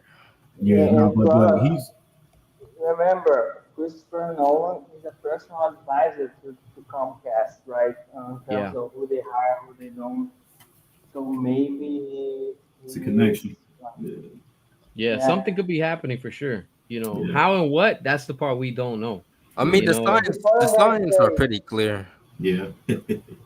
yeah. And before you guys say that, oh, Zach doesn't want, Christopher Nolan doesn't care about the numbers. Look, the guy spent too much years trying to reshape the superhero genre just to see it thrown off the window. Oh yeah. Isn't Yeah. self-expressed regrets and how the genre has been managed, how the studios have been managed superhero movies this summer. So yes, I do think he has all the reasons to bring back Zack Snyder. Right. Yeah. But for sure something is happening. You know, we're gonna find out for sure before Christmas because remember, in the end, David Zaslav is the one that has the final say of everything. You know, and I think that they're just trying to make him a good, price offer so they could say, "Hey, look, sell," and that would be the best thing. But David Zaslav is still trying to have his hands because he wants a percentage of the stock. So when he's out, he can still get down from like now to like, I don't know, maybe like 100 years from now. I'm exaggerating, but example that he just still wants to have money coming in, which is extremely greedy. But you know, Yeah, but he doesn't have any career left. Yeah. He ran Yeah, up against the ground. Quite clear, I think that he's not getting any job anymore. So, yeah, no. Yeah, I think this my is thing is the- was gonna come to play too, man. Like in 10 years from now, a lot of these characters are gonna be up for the public domain is gonna be up. Yeah. So I want to see if they're just rushing to make a movie universe before that happens, or that's gonna play a big part into this too. Yeah, right time. Right, something's happening. I just know it. Yeah. I let you to know if they are going to make everything the public domain at the same time, like in terms of the Batman IP is in public domain, or just the character of Batman. There's that. There's the caveat. Who knows? Who knows what's gonna come from this? But I think it's all just in the end, it's all money. Who's gonna get what percentage? You know, how long is it gonna be? It's always about money, unfortunately. You know, and when you have David Zaslav turning down $60 billion to Paramount 4 times, that tells you he's just greedy. Yo, I'll be like, yo, give me $1 million. That's it. He You know wanted what a I'm bidding war. He wanted pretty much a bidding war. But 60 billion that would have cleared off their debt right there. Yeah. They're about 40 I think 45 billion in debt. So yeah, that definitely would have cleaned out their debt, man. Yeah, That lets you know the consumer demand. Yeah. Yeah, that's true. And in the depth, they were asking for so much that they won't have stuff left after they pay it all. But we just got to keep doing what we're doing, and that's all that in the end it Uh, really matters, because we're making noise. Just yeah. they're watching us. You Right. never know. Maybe this is just me. I don't know. Maybe I mean all these people that have been watching the stream today. We don't know if Zach or somebody Yeah. from WB or all these people are watching. We don't, because Yeah. it doesn't tell you. But Right. are they aware of us? Yeah. Do Yeah. they know we're aware of Uh-huh. it too? They know it. I So mean, don't think they can't be listening and getting feedback yeah, for that. they are definitely aware because like you remember like we fought for Zack Snyder's Justice League and they listened. So like we Yeah, could do it again. exactly. Yeah, Exactly. absolutely. And everyone was telling that it wasn't real or, oh, it's not going to be worth releasing. We found a way. We always find a way. Yep, big time. Yo, y'all give me 1 minute. Let me check something real quick. Y'all keep talking, but I'm gonna step away for All one right. second. All right. All right. Yeah. All right. Okay, so y'all remember at the end of BVS, they like set up like Deathstroke at the end with Lex Luthor. Yeah, that's I'm in the Justice League, I think. Yeah, Justice League. I remember yeah, yeah. I still to this day waiting for like Batman versus Deathstroke movie or something. Yeah. I'm still waiting. Yeah, that was the original movie. you got any predictions Like, for that? like imagine like Zack Snyder's choreography. Like you remember like the All right, I'm back. warehouse fight. Oh, Like imagine it will be that, the but like John Batman Layton versus Deathstroke. superhero movie. Yeah. It will be the John Layton superhero movie. That's fucking simple. I mean that's not the first time. Y'all seen the Watchmen? Yeah. Yeah. The Owlman, Yeah. fight scene when he's fighting the henchman, that was crazy too. That was like the first, but he perfected it in that warehouse scene. His fight Watchmen's one of the main choreography. reasons I want to actually make another film more detective thriller, that stuff. Yeah. Yeah, but the original movie, the Batman, because that was the name of it too. Like Matt Reeves stole the title of it. It was supposed to be an Arkham, and Deathstroke, Deathstroke was pretty much orchestrating everything. Having Batman in there, and I think he's supposed to have revenge because he thought that Batman killed his son too. So that's like the premise. That would have been crazy. You know what the fight choreography was? Was one of the thugs Yeah. Look him up. I think let me see. It would be interesting if Deathstroke's son was one of the thugs, but the thugs that got blown up by the grenade in the warehouse fight. Oh yeah. Or one of the machine gunners in the car, Mm. Yeah, his name was Guillermo Grispo. He also did 300 and Watchmen as well. So he didn't do Zack Snyder's Justice League. No, he did. He did. I don't think so. Yeah, it just says here 300 and Man of Steel. What I want is Snyder cut though. The IR cut. We need him back. Yeah. Yo, somebody's chewing gum loud. That is kind of distracting. I'm not sure who's chewing gum. Nah, but he was an amazing choreographer for sure. Yeah. Choreographer, yeah. So we need back. We need the fight choreographer, and we need the suit, the guy who made Affleck's suit. And Michael Wilkinson. We were just talking about him. Yeah, he pretty much did everybody. Get them back. Yeah. Bring the whole gang back. That's it. Yeah, that's what they need to. They announce all of that, they'll be good. Yeah. Yeah. You know, Snyder said he wanted to do Dark Knight Returns. How do y'all think he gonna be able to, implement a character like Carrie Kelly, Robin? With his live action. He could have. Yeah, he could have because it's all easy. Yeah. All of that is easy. Look, I'm gonna tell you straight up. A lot of people think, all right, this is me coming at you at a director point of view. How do you go about on it? Very simple. You bring with the original plans what you were gonna do, and you go back as memories. All right. You have to remember. Remember Batman versus Superman. All right. Like Wonder Woman. Yeah. Like Wonder Woman, exactly. The Wonder Woman starts off at the end of the movie. She's looking at a picture, and then the end, when the movie ends, goes back to that one shot that we got. Yeah. And that's what Zach can do. I'm just saying this is what I would do. Go back. Yeah, and show the characters that you were gonna do on flashbacks. For example, the Robin that's supposed to die. How does Right. Jared Leto's Joker take him out? Mm-hmm. What They happens? You get what I'm yeah. saying? So you look at the past, you look at the present, and you look at the future, which Mm-hmm. is the Dark Knight when he was in Gotham for the 30 years, the Mm-hmm. present time where we are right now, where things left off, and the future is the Nightmare timeline. So Mm-hmm. if he was able to squeeze those three in Batman versus Superman, because literally we got all those three movies in one, and it was setting up at the end of the Snyder Cut when you see Yes. with Lex Luthor talking to Deathstroke. He Yeah. was like, "Yo," he's hinting, "Yo, this is the Batman," and that was opening the door to his standalone film. But What of that's course, what WB Deathstroke. didn't screw it up. Right. Yeah, but And I That's think the to whole me, reason why yeah. this that's true. Up was going to be directed by Affleck himself. So for Right. anyone who doesn't know, he's a master of film noir and Yeah, thrillers and everything between that. Yeah, he would. I think to me with Thriller. the with that ending and the ending, the epilogue ending, he was teasing two movies with yeah, Batman because he exactly. Yeah, Yeah, that I ending with actually. him fighting the mutants, I, that would have went straight to Dark Knight Returns right there. yeah, oh yeah, yeah. big time. Exactly. That's So the yeah, it whole could have thing when he happened. was on top of that tank. So it's like Mm-hmm. Yep. that's showing you his point of view Oh Yep. from God, like mhm. his standalone film. I So wish we could see the He's new not stupid, man. and he knows what he's doing. He knows exactly what he's doing and how he's doing it. Yep. The thing is that we need and what we're fighting for is for whoever. Let's say, for example, because let's not put our hopes too high in the sense of, like I said, I don't want nobody to take this personal, but we have to be realistic. What if it doesn't sell? How are we gonna look? We're gonna look bad. What if it does sell? Good. That's what we've been fighting for. The whole point is for us, regardless if it sells or it doesn't sell, we just want the proper conclusion to what Zach was gonna give us. That's what we want. We're just fighting for I that. think what All right. will be sold is just telling to know to who. That's a real question. Who's Yeah. gonna buy that movie?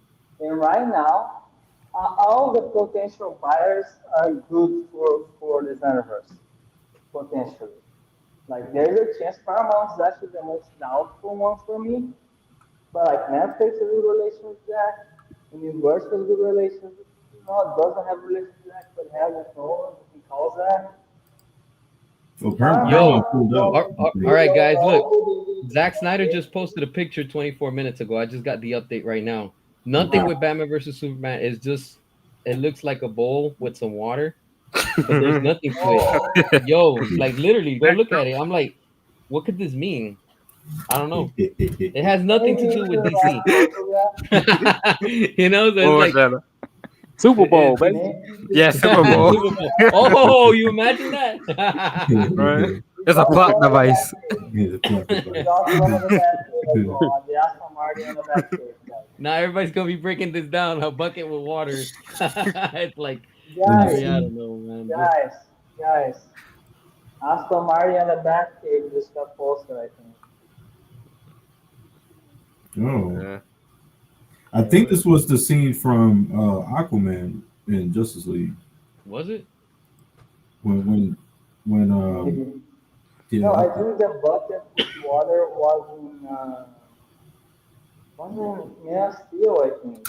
I think it His might have dad been at the got shot from location a where they bucket filmed. with water.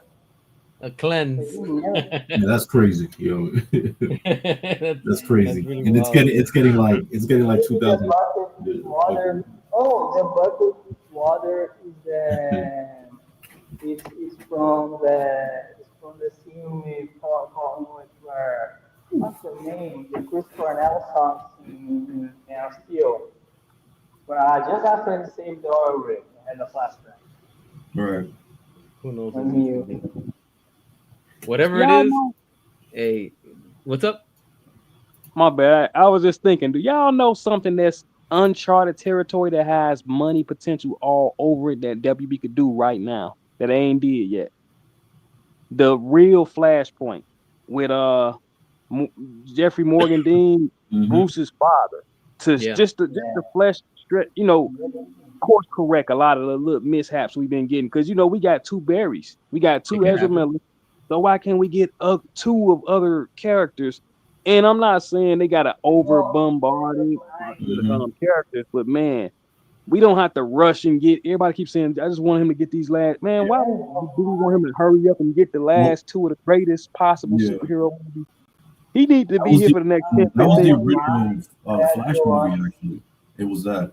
It was supposed to be the guys, I need to go. stand It's up time for my Flash movie. That's why he hired bye. Dean Williams. Mhm. All Yeah, right, because we cool, still cool. get Affleck in that movie. Even if he does it, we still get Bruce Wayne, Ben Affleck, Batman. He gets to read the letter at the end. You know, it's his dad. Right. Like that's, and then you also, like I say, what you just said, see, when you was talking about how he could do Robin and all that flashback, man, come on, dude. We could have some Lord of the Rings saga level Yeah. stuff, but we got 6 films instead of trying to hurry up and get 2 Justice Leagues and then give it to Gunn and let him run the rest of it to the ground or whatever he gonna do. I mean, Yeah, All right. yeah. They could do that. They could do so much, you know. The Well, thing one, is yeah, doing it. right, That's all. You yeah. know. I mean, they got to be aware too that the consumer interest is there because we like what you doing, dude, is perfect. The stuff, man, I've been listening to you the last 3 days, and bro, I ain't felt this good in a long time about movies. But go ahead. Appreciate that, man. Appreciate that. It's just, you know, it's like I say, it's just the common sense of what we're seeing, what's going on. It's kind of obvious, you know. It's like this is not coincidence in the sense of these pictures just being posted, this news dropping, these updates coming out. Like, Yeah, he's not doing this for free. yeah, it's not. You know, like there's something behind this. You He's know, not and, Oh yeah, and the same thing happened with the Snyder Cut. You know, we were fighting and we were getting all these updates, and then boom, we got a surprise. And like I said, you know, this is why I tell everybody, like, don't don't get discouraged if we don't get an update that we think that we want, but we are going to hear something big before Christmas because that's what David Zaslav said. We're gonna find out whether he sells it or if he doesn't. That's his call. You know, like in the end, he could change his mind and he could be like, "I'm not selling nothing. We're just gonna do things our way because he feels that that's what he needs to do." We can't do nothing because he technically owns the company, so he doesn't. You know, like we can't get mad if he doesn't sell it, but it would be Word. best if he sells it. You know, but we gotta see. We gotta see how this And is all gonna play. I'm gonna say this: he's like this movement has been going on since the theatrical version of BVS. Yeah. People Yeah. already knew that something was going on Yeah. when that dropped. Definitely. People, I mean, I even left the movie theater salty. I was like, this ain't it.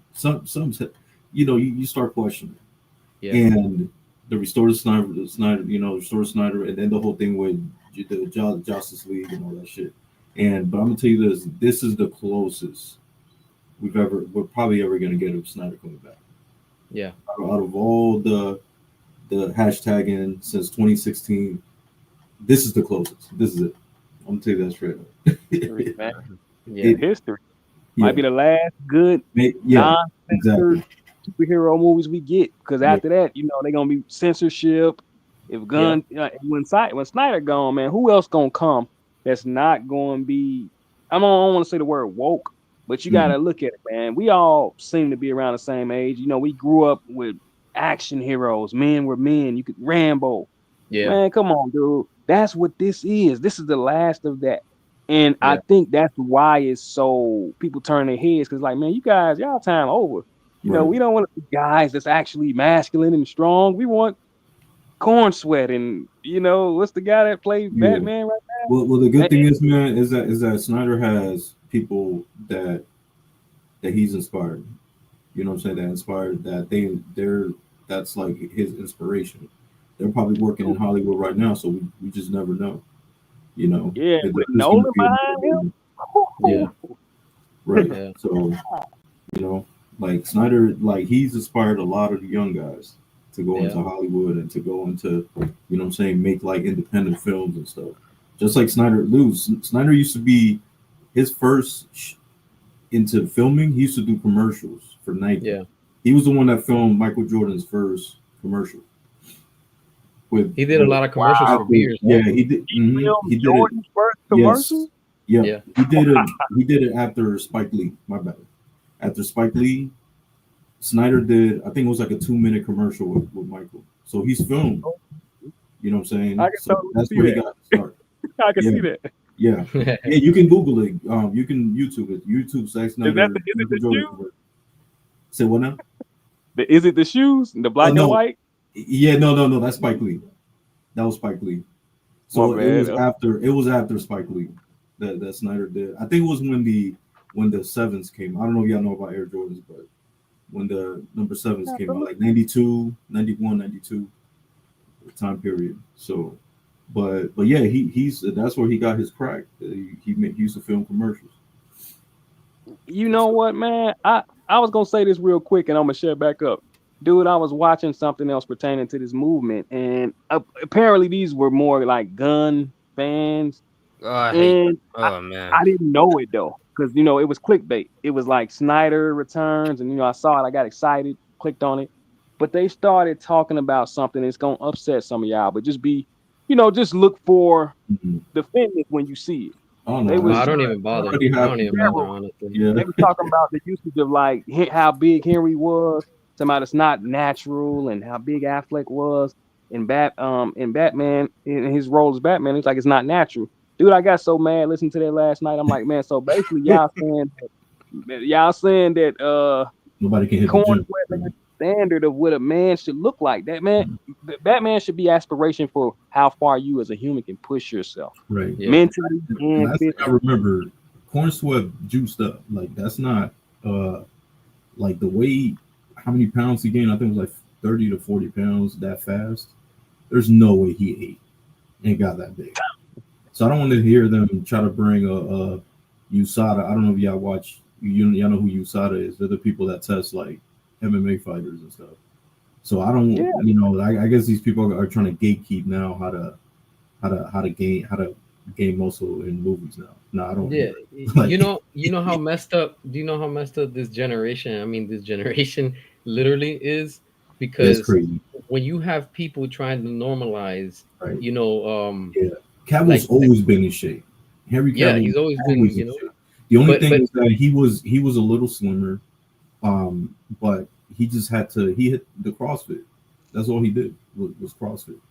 You know, but he yeah, never did. Although no, he didn't hit the dope. Like he didn't dope or anything. So yeah, it's crazy, you know. But in the end, like I said, when you have people getting mad, literally in the business and just all around getting mad at Sydney Sweeney just because she's beautiful, then you that's know that crazy. there's a problem. But that's Right. society. You get what I'm saying? That's how it is. They want to normalize everything. I won't get into details because that's not even the purpose. But it just shows you that if they lose their mind and go backwards over that, imagine what they're doing when they see, Ben Affleck, Henry Cavill, Gal Gadot, Right. a real strong female, they don't like that. They don't like that. Yeah. So, Yeah. but it is what it is. And in the end, like I said, what matters is that we're making noise. They know it. They're aware of us. They know today we are making noise. Yeah. There's no hiding it. There's no hiding it. You, Everywhere you go, you're seeing it. why do you think Gunn revealed Brainiac Yeah, he's for scared. the Right. villain? Why is he so desperate Right. right now to get something, Right. That to get was something moving? That was Mhm. desperation. he That's moved definitely on to desperation. Brainiac way too fast for me. Way too fast. Like I thought like Brainiac was like a phase one villain, but Exactly. like it's like the second But you movie. see, yeah, but you see that though. Like they want to talk how Snyder fast tracked in BVS. Look at James Gunn. He's Yeah. doing the same Yeah. shit. Be forced that on Snyder. Everybody Yeah. keep trying to turn their head on it. Like, dude did Yeah. not he's not that type. Dude, if you watch 300, he don't force nothing. It was slow pacing. The Right. story was slow. Yeah. But if you watch Most good like movies, yeah. and then watch Justice League, Bruce Wayne, the way he talks about Superman in Justice League, almost opposite of in BVS. It's like Exactly. he knew him. He's like, man, no, we need him. I'm like, Yeah. dude, you don't even know, dude. You was just trying to kill him like 2 hours ago. Mhm. Mhm. That's Yeah. The how. ultimate cut, it breathed very well. The movie, there's But no flaws in I'm that saying movie. that's what WB did though. If they left Snyder alone, we would have saw that flushed out. Oh yeah, Yeah. Big time. Right. Wait, didn't Zack start like playing for like a Man of Steel 2 instead of Batman versus Superman? that was the Yeah. plan. That was Yeah. the That was the plan. plan. WB's the one Metallo, that told yeah, Zach to rush it. yep. He has He got sketches. to There's compete with sketches out there the with Metallo. Avengers. Yeah, there's sketches out there with Metallo. As the villain, Metallo Mm. Lex. And I think the Wow. dude with the wheelchair in BVS, he was supposed Yeah. to be The, Metallo. the concept art that he was like flying around with Yep. all his Hmm. machinery and stuff. Yeah. That's Yep. great. Yeah. Yep. Yeah. That Yeah, would have it's been out there, man. It's out there. Notice how the concept art for Ben Affleck's original Bat Cycle, it like hovers, but when you look at the one we see in Andy Muschietti's It has 2023, The no Flash, comparison. they kind of look like the designs. Yeah. Obviously, one is floating, the other one's not. But you could Right. see that he literally ripped off the idea from that. Yes.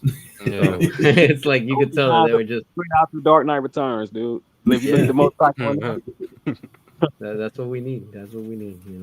This is it's some interesting times that we're living in. And I'm gonna be real with y'all. Man. Like I love the fact that I'm here with each and every one of y'all. Like it's wild. Like so many people have been subscribing, the comments, the notifications. This is wild. This is just showing you this is what people want. And it's showing you. Like we're the ones making this. I'm not saying me. I'm saying we. That includes you and everybody that's listening around the world. And it's like every little bit that we're putting, we are making part of history. Because when you look back right now in WB's history, look at what they just did right now for Batman Day. They tried to ignore Ben Affleck.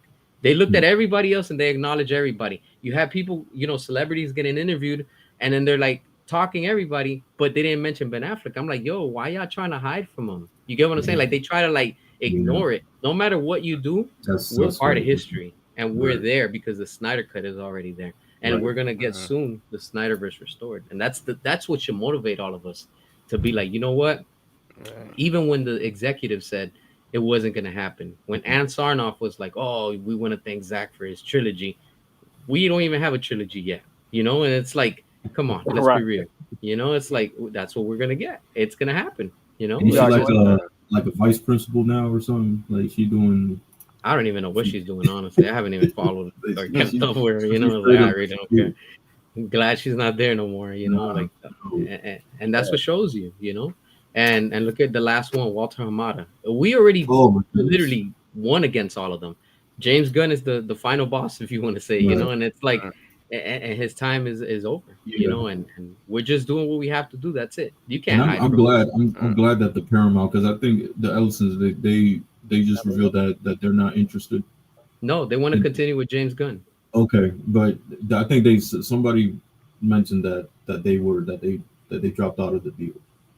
Oh, good. Yeah. Now another thing. Look, I'm not sure if you guys know about this, and this is another bad thing too, because. Just because Paramount got acquired by Skydance doesn't mean that it's a good thing, because they just finished canceling right now for the kids Dora the Explorer and the TMNT cartoons. Exactly. So why are you canceling that? I mean, that's bringing you money. What y'all trying to do? You see what I'm saying? So that's not good. That's not good, because now kids are going to grow up with those without those characters. And Walter Hamada's over there. Yeah, and he's over there, with the horror department or something like that. So he's there. Yeah, it points a lot of red flags where I'm like, I don't want that. It's just it's Paramount in the end, and whatever it is, what it is. But with the way that things are shaping up and moving right now, things are getting interesting. They really are, and it's an awesome time to be around to see all of this. Who would have thought that this was gonna come? It's wild. It's wild. Yeah. You know what I take in consideration? Like, if you ever consider this: you work for Warner Brothers, and you come in, and they got Affleck, they got Cavill, they got Gal Gadot, and they already superstars. So they already come with a price tag. Like they gonna get banked just to star in a movie. What could you contribute to where you're gonna benefit, even as an employee at Warner Brothers? So then they say, well, we got this covered. You got to find another character to kickstart something with. So then you start looking at other C-list characters and things, but then you realize there's nobody that could compete with Ben Affleck's Batman or Henry Cavill's Superman. Yeah. So it's like they kind of like industry destroyers. Mm-hmm. If you're not on the team and you ain't in the investors group, you're screwed. Yeah. So it's like, even if you work for Warner Brothers, you're probably rooting that they fail or that something happens to diminish Affleck's value as Batman, so that you can implement your spin or something that you can contribute to where you benefit somewhat. And I'm asking myself, why do everybody hate Snyder? This guy's amazing, but then it's like he's the king of the mountain. You can't. Their problem is greed. Yeah, let me tell you that happened. That's the reason why everything fell through. Is because Kevin Tsujihara and all his investors, they wanted to put their heads and interfere into Snyder's thing, but it's already happened. It happened, and that's why we're here because of And it. it's gonna keep on It's happening gonna because we keep got happening you know, exactly. Well, This this that's why they have four. Was it like four different execs in the yeah last what like 8 years? That's yeah crazy. it's crazy. Yeah, It's it's crazy. completely crazy. But it just shows you, and this is where we are right now and stuff like that. So but with that being said, I want to thank everybody for joining. I know this has been a long stream. Yeah, This is see, three man. Yep, hours. yep. But Appreciate you. it was good. It was fun. And we still have the rest of the day. I'm not sure what time zones Hmm. y'all are in and stuff. I'm at 3:45 right now. I'm on the East Yeah, Coast. It's East it's Coast. So two. It's two for me. Yeah, oh, okay, so you're yeah. in the Midwest type. So it's just showing you we still have the remaining of the half of the day, and we're gonna find out. I guarantee you before the end of the day, something's gonna So it's gonna not pop. probably Yeah, announced, but something's gonna be either a yeah. picture, something is gonna come out. I don't know why, but I have a feeling. And if it doesn't, it doesn't. It is what it is. We did our part. We did what we had to do for today, which is the main thing. But remember, before December, we're supposed to get that Hmm. big update. So we'll Yeah, they see what said by happens. December 25th, Yeah, we're gonna they see have what's to gonna make a happen sale. and stuff like that. So real but good. yeah. But I appreciate y'all for being here. I'll do another open one Likewise. probably in the next few days or so. It's good. We need these. Yep. This is Yeah. very very good for Thank all of us. y'all. Gentlemen. Yeah, man, no worries. Thank y'all for Yep. being here. Also, everybody that's watching, that's listening. If you haven't subscribed, make sure to subscribe. Show the love and the support to everybody. We're a community, and in the end, that's all that matters. We're doing what we have to do. Always positive, staying focused and motivated, Yes, because sir. in the Hmm. end, we have to do this. And we have to show the studio, hey, look, we'll give you money, but in return, just give us what we want. That's all we ask. That's it. Yep. Yeah. Yeah. But Well, y'all stay Hashtag blessed. so Snyderverse. yep. Hell yeah, you already know Yeah. it. All day. Y'all have a All good right. day, Y'all too, and I'm gonna catch man. y'all You on the next too. one then. Yep. All right. See y'all Y'all. later. Peace All right. out Bye. then. See ya. See ya. Peace.